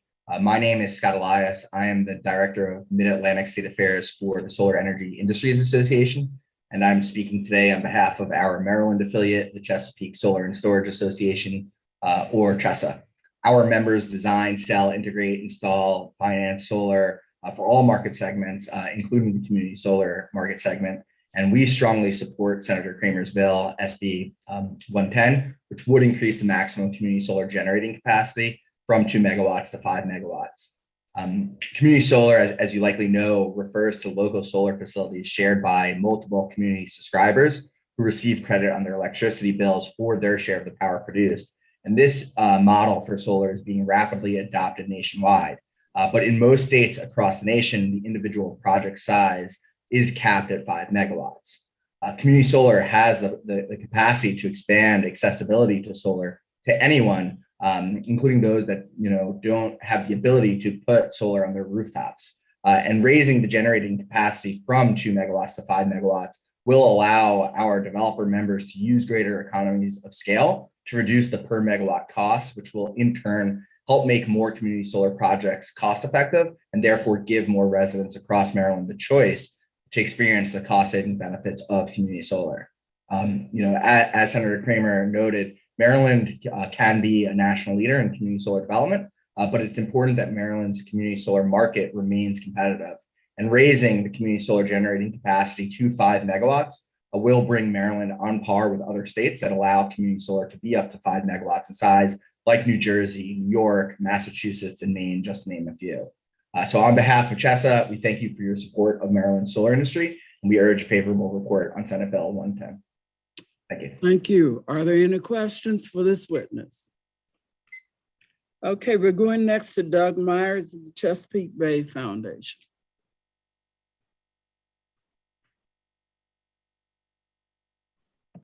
Good afternoon, Chair, Vice Chair, members of the committee. My name is Doug Myers. I'm the Maryland Senior Scientist at Chesapeake Bay Foundation, here in support of Senate Bill 110. You heard from several of the previous witnesses about the benefits of raising the cap from 2 megawatts to 5 megawatts. I'd just like to point out our interests from the standpoint of protecting water quality in the Bay and living resources is that some of the large scale solar installations that we've seen, kind of utility scale operations, have actually threatened productive farmland and forests and water quality around the state. And so by allowing community solar to take up more of that space and get more of our generation capacity locally and in smaller scales near the source of where the electricity is used is something we can support. We point out that up to 5% of electricity is transmitted and distributed across the United States from 2016 to 2020 was lost in the transmission. And so having generation near the point where it is used is beneficial from the standpoint of just overall greenhouse gas reductions. As the demand for solar energy increases, large-scale utility operations are being proposed that threaten farmland and forest. Clearing forests to install panels and transmission infrastructure could have significant negative impacts on local streams. For this reason, raising the cap on community solar systems will help meet Maryland's greenhouse gas reduction goals while protecting our forests, farmland, and streams. Chesapeake Bay Foundation urges a favorable report on Senate Bill 110. Thank you for your time. Thank you. Are there any questions for this witness? Okay, then we're going next to Salar Naini. Thank you very much, Chair Kelly. Committee members, appreciate the opportunity to speak today. By way of introductions, my name is Salar Naini. I'm the Executive Vice President for Business Development at Turning Point Energy. We are a renewable energy company that specializes in community solar with a primary focus in the Mid-Atlantic. In my written testimony, I listed all the deregulated states that have community solar programs and their system size caps. What you'll note is that every East Coast state with a viable community solar market has a project level cap higher than Maryland, the most common being 5 megawatts as proposed in Senate Bill 0110 today. Really, I'd like to highlight 2 reasons for this and why it's beneficial to Marylanders. Number one, the interconnection standards in Maryland reserve line capacity for projects under 25 kilowatts through limitations on utility lines for projects over 25 kilowatts. So in other words, they're limiting the number of larger projects that can go on the lines. What the result of this is that many times community solar developers are faced with either paying for dedicated lines which cost millions of dollars and not something a 2 megawatt project can absorb. There's a huge opportunity here for Maryland with the Build Back Better plan contemplated in Washington that includes a provision that would allow developers to get tax credits for upgrading those lines.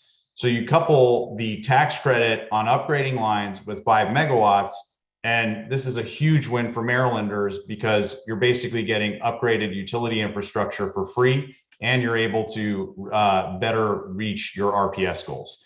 Number two, I believe that an increase in system size will help another big issue with the community solar program, which is siting.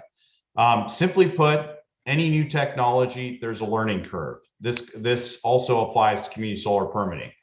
Currently, community solar projects are primarily required to go through local counties to get permits. When you change the system size to 5 megawatts, you have such an added benefit on the from a regulatory perspective, because now you get local oversight from the counties, but you also get the Public Service Commission, which weighs in, as well as the Department of Natural Resources through the CPCN process. This is incredibly beneficial because you get a local perspective on siting to maintain the local character of jurisdictions. Hate to butt in, but you're over your time. Okay, sorry. I'll yield my time. The last thing I'll say is you just had 3 people. You get 3 different groups that are going to have oversight over these projects. Thank you. I appreciate the time, Chair Kelly. Apologies for going over. Thank you. Are there any questions? Okay, we're going next to Jeffrey Eastep. Thank you, Chair Kelly, Vice Chair Feldman, committee members. I appreciate your time today. Please consider this testimony in support of community solar legislation that would increase system size limits from 2 megawatts to 5 megawatts in Maryland. The primary purpose of community solar, which was passed into law in 2015 by the General Assembly, is to allow members of a community the opportunity to share the benefits of solar power, even if they cannot install solar panels on their property, i.e., they rent a property or don't own it or don't have the clearance for it. They can now join together and buy power from clean energy and reduce their energy prices. As a lifelong Marylander, most spent in Prince George's County, I believe community solar programs are vital to the long-term environmental and economic growth of the state. In addition to generating needed tax revenue for Maryland, we can be at the forefront of sustainable green energy producing projects moving forward. I thank you in advance for considering this important proposal to continue Maryland's path towards a renewable energy future. Thank you. Thank you. Are there any questions for this witness? Senator Hershey. Thanks, Madam Chair. Can I ask Dr. Bartlett a question, please? Well, let me find out first if they're in it for this witness. Okay, then we'll move back. I thought we might be listening to all the favorables and then asking questions. So my apology, Madam Chair. But Dr. Bartlett, are you available?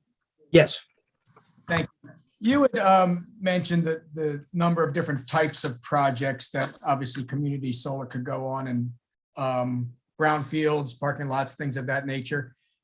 When we talk about expanding something from a 2 meg project to a 5 meg project, we're really talking about that incremental call of 3 megawatts. So are we really targeting this to those types of brownfield projects, or are these more going to be targeted towards projects out on farmlands and places like that? Well, actually, I didn't in my testimony say anything about brownfields and parking lots, but there are, one of the important things about community solar is that I think it's implied by all of the people who've spoken, expanding it in all ways possible is what we're trying to do. So there are other bills actually in consideration in this legislative session that would look at ways to make the feasibility of parking lot and brownfield and commercial rooftop solar more affordable, because they are more expensive than building on the ground. But there's definitely a need to build some solar on the ground. The governor's task force on renewable energy siting actually acknowledged that need and actually quantitated it. They basically calculated that between 0.4 and 1.7% of agricultural land in the state would be required for solar to meet our Clean Energy Jobs Act target. So these larger projects, you're right, both 2 megawatts and 5 megawatts are projects that can be built on open land. They also can be built on brownfields where there are brownfields to be built on, but the capacity of brownfields in the state is limited, but certainly it's priority. And the regulations recently revised by the net metering working group, the PSC's group, actually do more to favor the use of those sites. But again, they are not even taking those sites into consideration. Some solar will be built on land. The point that I did make was that actually, if you do the math, a single 5 megawatt project with its roads and its buffer requirement and so on actually uses less land than 2.5 2-megawatt projects. So this actually ends up being a land saving. At the same time, it has the other advantages that have been spoken of. Yeah. So speaking of land, do we, these are project level caps, correct? This current 2 megs going to 5 megs, but we also have caps per service territory within the community solar program. Is that accurate? Under the pilot program, we do, yes. Right. Yeah. And do you know where we are with respect to the caps in each of those service territories that would warrant the need for this piece of legislation? The cap itself is not the major need. The major need is some of the economic and other factors that have been talked about here. Actually, the greatest benefit of this increase would be for low and moderate income projects where there's a substantial underutilization of capacity. Now that we're 4 years into the pilot program, the regular capacity is actually filling up pretty much as it goes along, although a lot of those projects have not yet built and operational, but there's a substantial amount of unfilled room for the low and moderate income projects, which means that the economies of scale that we're talking about here could actually accrue more to low and moderate income customers. And again, do you know that based on service territories where we are percentage of? I do not have the figures in front of me, but I did them recently for something else. We have, I think, about more than half of the low and moderate income capacity is unfilled. As of September of last year, the PEPCO regular capacity is all but 4% filled, and the BGE regular capacity is about 3%, is about 0.3% unfilled at the end of the calendar year, actually in January this year. But the actual amounts of solar of low and moderate income capacity that's unused is more than half in both of those BGE and PEPCO territories. Do you know anything about how these projects, especially if we're looking at larger projects, would affect the current transmission and feeder lines that are part of our distribution grid? No, these projects actually, like the smaller projects, still go onto the distribution system. They don't go onto the heavier transmission system. Right, correct. But they do on the distribution system, and they take up capacity, correct? They do. So does that start to limit, if we are really looking at rooftop solars and those types of projects, could you be in a position where these larger scale projects, because they go directly into distribution, would start limiting the number of rooftop units we could deploy? Well, there's a couple of points. Actually, there may be some feeders where that's true. Right. There's other legislation under consideration this session that deals with the fact that our whole distribution system is going to have to be modernized and upgraded to allow the kind of solar that we've committed ourselves to building. Yeah, we talked about that when we passed legislation. So right. So that's a separate topic. Kind of knew that was coming. Excuse me? I said we kind of knew that was coming when we passed the legislation that you originally mentioned, right? The Clean Jobs Act. We knew that we would be overburdening the capacity and the distribution center with some of it, right? We're not overburdening them. We haven't overburdened yet. But we do need to be thinking towards the future of the distribution system. But in terms of the 5 megawatt capacity, and there will not, with the remaining time and capacity we have left, this will give us a chance to build a few larger projects that we can evaluate and see how it works out for Maryland. It's not going to overwhelm the distribution system at all. Okay. And Madam Chair, just last question. The Public Service Commission, as you note, this is a pilot program. I think 7 years in the making. I think we passed in 2015 or so as a pilot project.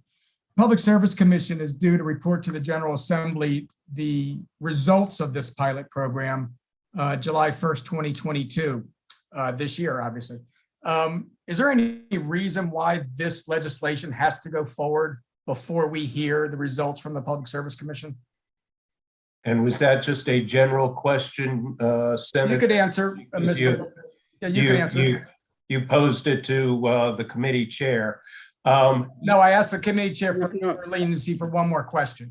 I would proffer to you and the committee that the relevance is that, as you heard from Mr. Bartlett and these other folks who spoke, we need the opportunity to get this into the pilot project in a timely enough fashion that we can do an analysis and have an understanding under the pilot project of what these larger projects might look like, how they will impact Maryland.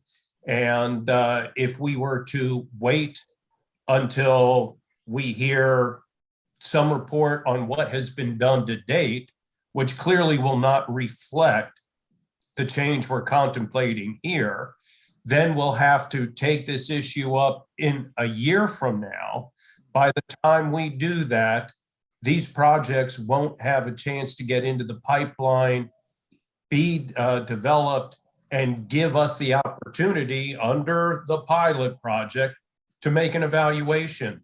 That's why the bill is here right now, and why it's so important for us to get it passed this year so we have that opportunity. If I could butt in, Senator Hershey, you actually were out of the room when the person that you're asking these questions of finished.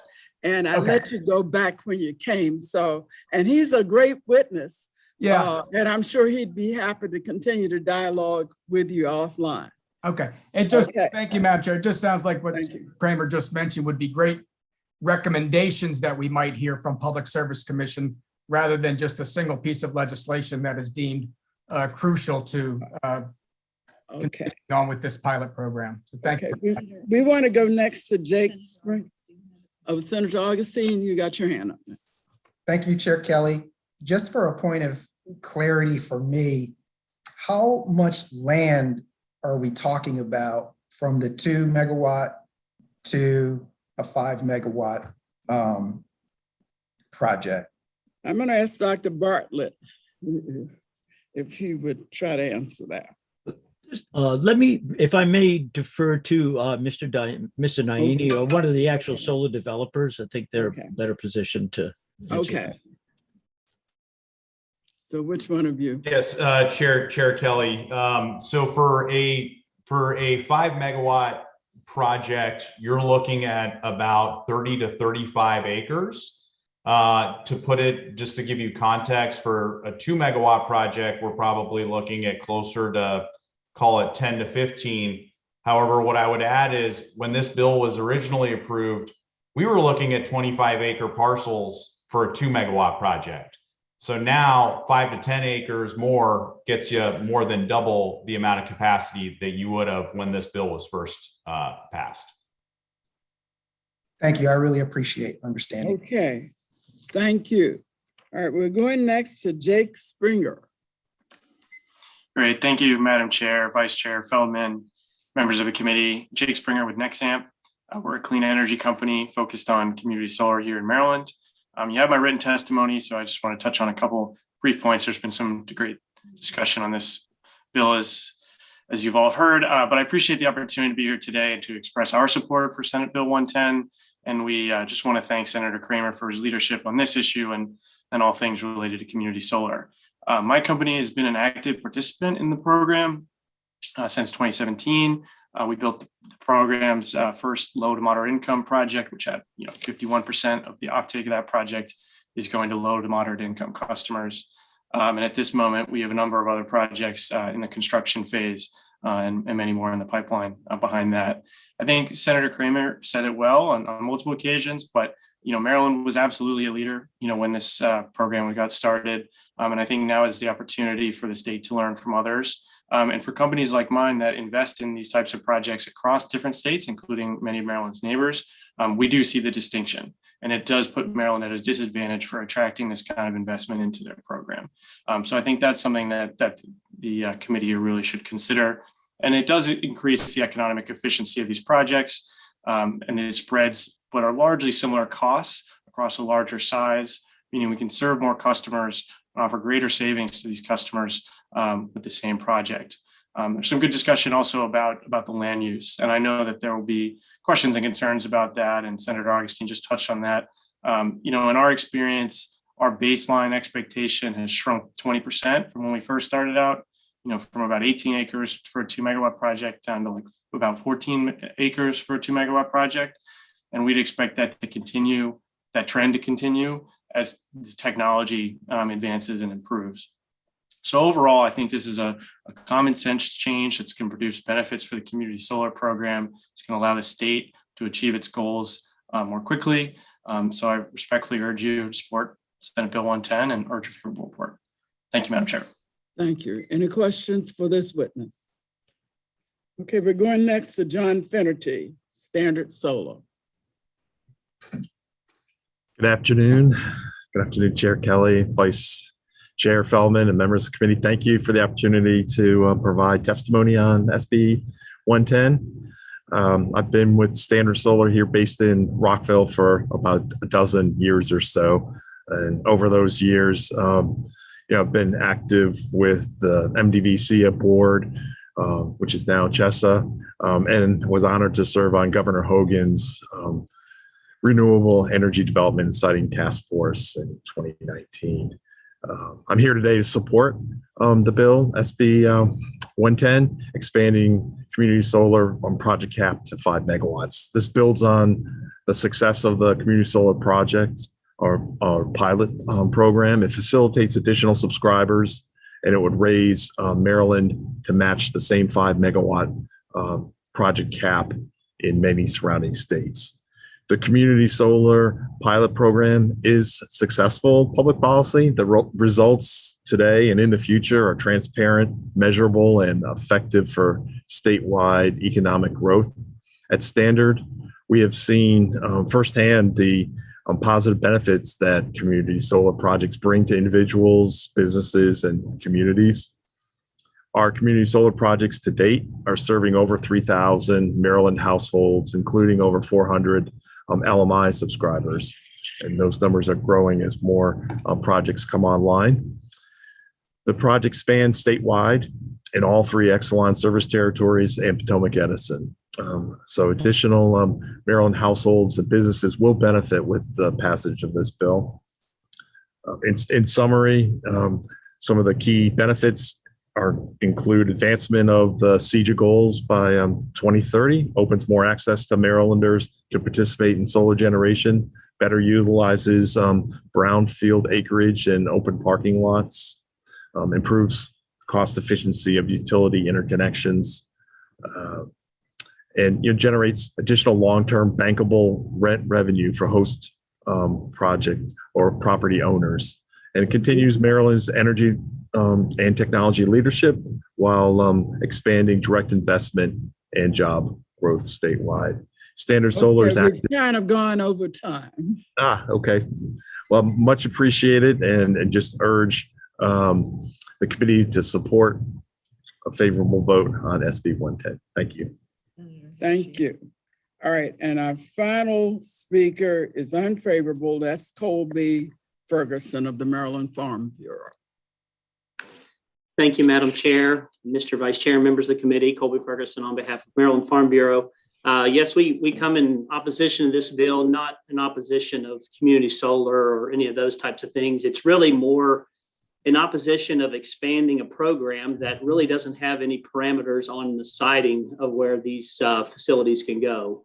At 2 megawatts, which would be the same as what a farmer could do on a net metering project, that's going to be 10 to 15 acres. And it's a little easier to site a 10 to 15 acre project on maybe the more marginal ground where it wouldn't be the prime and productive soils. But now we're expanding to 5 megawatts with no parameters, no sideboards. We can just go grab the best and highest use land because it's typically flat. It typically has no houses or nothing on it, and it makes it the cheapest to install on. And our biggest problem of it is that we know there's only needs to be about 1% of the ag zone land to meet our carve out goal. But there's nothing in there to limit where those go within the ag land. And you don't need high quality soils to harvest the sun's energy to produce electricity. All you need is a south facing, uninterrupted south facing view. And so our feeling of it is that if we're going to move forward and we're going to expand the end around away from having to go before the Public Service Commission, let's at least put some sideboards on that we put these where everybody is good with it, particularly farmers, counties, and try to keep it on the marginal land. If there was something that could be put in here that we would stay away from the prime and productive soils, at least on the prime and productive soils, that would help us greatly and probably remove our opposition. But as it is right now, unencumbered, it's going to go on the best soils because it's the easiest place to put them. So with that, we respectively oppose the bill. So you want some modifications, and you've just sort of suggested what the parameters are of what it would be that you would want in order to remove your opposition. So thank you very much for your testimony. All right, we're going next to Senate Bill 283, Senator Washington, Department of Human Resources, Electric Universal Service Program eligibility. Senator, you're on. Thank you so much. Good afternoon, Madam Chair, Chair Kelly, Vice Chair Feldman, members of the Finance Committee. For the record, Senator Mary Washington. Colleagues, you know that there's over 90,000 households across the state that rely on support from the Office of Home Energy Programs. That's OHAP. They need that to heat their homes, to light their homes during these really difficult times. And OHAP, as you know, manages 2 programs to administer this vital utility assistance. So one is MEHAP, which is the Maryland equivalent to the Low Income Home Energy Assistance Program, also referred to as LIHEAP. That's a federally funded program that supports low income individuals with their heating bills. Now, this program requires Maryland to use federally established eligibility guidelines, including citizenship, residency, and income based on household size. The second is the Electric Universal Service Program, that's EUSP. This is a state program that is partially funded through the utility rate payer surcharge. So anyone who's currently paying a utility bill is paying into this program. It operates as a grant, which is credited to an individual household in 12 monthly credits. So Maryland statute established the program to be widely available to every household that meets the income guidelines in the statute. Now, here's the reason for the bill. At present, OHAP uses one consolidated application for both programs. However, using one application prevents households who are eligible for the EUSP, but not eligible for MEAP, from accessing the EUSP assistance that they are rightfully and they should be eligible to receive. So when we created the EUSP, it was intended for a program to be widely accessible. And the intention was that all income qualified Marylanders should have access to utility assistance. Now, our former chair, this issue has been brought up before you.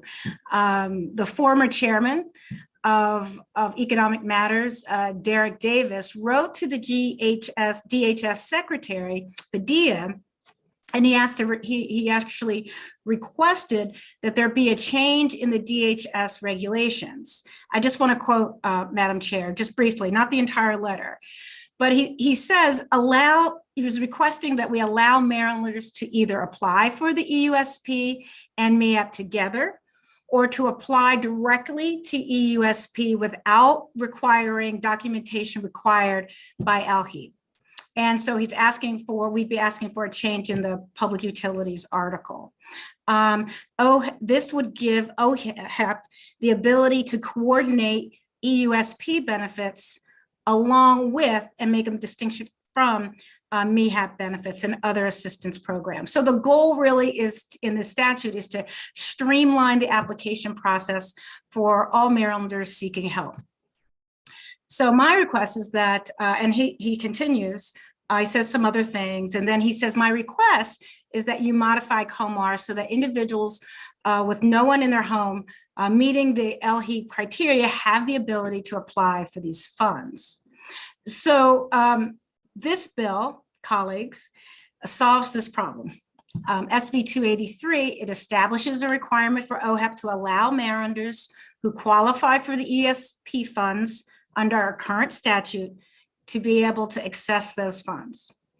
Additionally, colleagues, you'll note, and hopefully you've received it, Chairwoman, I've included an amendment, it's uploaded with my testimony, that has been made at the request of BGE that clarifies that the customer must meet income eligibility requirements as we originally intended. So colleagues, I respectfully ask for your favorable report in SB 283. I have three people who are part of our official panel, Reagan Vaughn, Director of Advocacy at Catholic Charities, Tanya Moore from the CASH campaign, and also Julia Gross from Marylanders Against Poverty. After the panel is finished testifying, we're happy to answer the committee's questions. Thank you. Well, let me see if the committee has any questions right now before we go to the panel. Okay, all right, then we'll take your panelists. Let's start with Julia Rose. Sure. Thank you, Madam Chair, Vice Chair, and members of the committee. My name is Julia Gross. I am currently serving as one of the co-chairs of Marylanders Against Poverty. So Marylanders Against Poverty, or MAP as we're often known, is a coalition of service providers, faith communities, and advocacy organizations working to advance statewide policies and programs necessary to alleviate the burdens faced by Marylanders in or near poverty, and also to address the underlying systemic causes of poverty. So I come to you on behalf of all MAP members to show our support for SB 283, which will help ensure that there's an equitable process for Marylanders who are struggling to make ends meet, access the utility assistance that they're eligible for.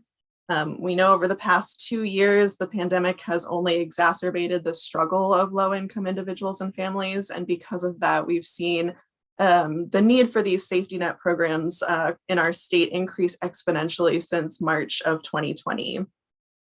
And seeing that need has really shown a spotlight on the gaps and barriers that exist in some of our programs that were designed to address the needs of Marylanders in poverty. This is especially true for our most vulnerable populations that have disproportionately borne the brunt of the economic impacts of the pandemic. A key example from my primary organization, Maryland Hunger Solutions, we have a toll-free number where Marylanders can receive SNAP application assistance. And within those populations who are struggling with food insecurity, we more often than not also hear that they're struggling to meet all of their basic needs, including housing and paying rent and keeping their utilities on. And when individuals and families are in these kinds of dire circumstances, every single safety net program that they can access is a lifeline. We believe that no one should choose between feeding their families and keeping the lights on. And so we also believe that creating an equitable application process to ensure that the Electric Universal Service Program is accessible to those who are eligible and in need of that assistance is not only the sensible thing to do, but the right thing to do. And so for that reason, Marylanders Against Poverty is in full support of this bill and respectfully urges a favorable report from the committee. Thank you so much. Thank you. Are there any questions of this witness? Okay, we're going next to Reagan Vaughn, Catholic Charities of Baltimore. Good afternoon, Madam Chair and members of the committee. My name is Reagan Vaughn. I'm the Director of Advocacy for Catholic Charities of Baltimore and here in support of SB 283. For the past 12 years in this position, there's been one conversation that has been ongoing my entire tenure, and that's how do we streamline application processes for public benefits. There have been task force and work groups, legislation and budget language, and we've worked on it all, trying to make it easier for Marylanders to apply for benefits. But each effort was thwarted by the same problem. Different programs have different eligibility requirements, and when you try to streamline eligibility, people get left out. And that's what this bill is trying to correct. DHS has combined the application, as you've heard, for our 2 energy assistance programs, EOSP and MEEP, into one application with one eligibility determination. They are following the guidelines for MEEP and not for EOSP, and literally Marylanders are being left in the cold and the dark because they can't access the energy assistance they're entitled to.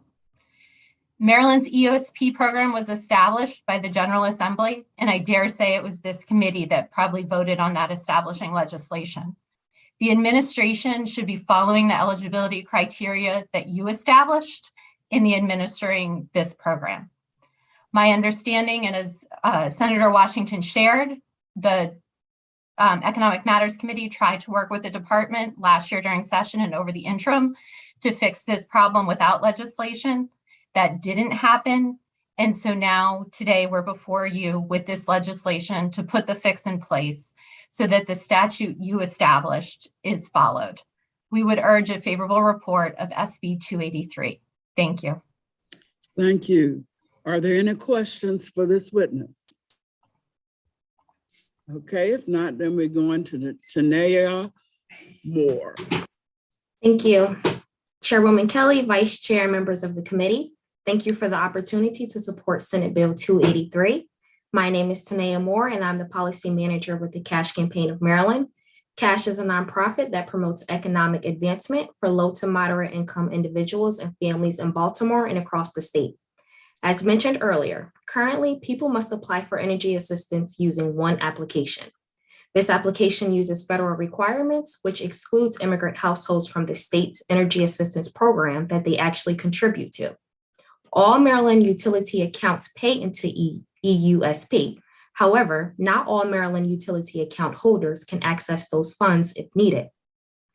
COVID-19 created a significant need for assistance for many low-income households across the state, and immigrant families have been left out of receiving a lot of the assistance made available. The global pandemic lowered many families' capability to cover their electricity costs in numerous ways. Not having access to electricity and energy assistance will leave families without access to many essentials, such as heat and air conditioning, safe food, and medical equipment. It's important to allow all Maryland households, including immigrant households, the ability to apply and receive assistance during these times of needs. Ultimately, this bill ensures that all Maryland households will receive energy assistance, and for these reasons, we urge a favorable report on Senate Bill 283. Thank you. Thank you. Are there any questions for Ms. Moore? Okay, you guys did a good job. Thanks so very much. That ends our testimony on this good bill. No opposition. Okay. And that ends our testimony.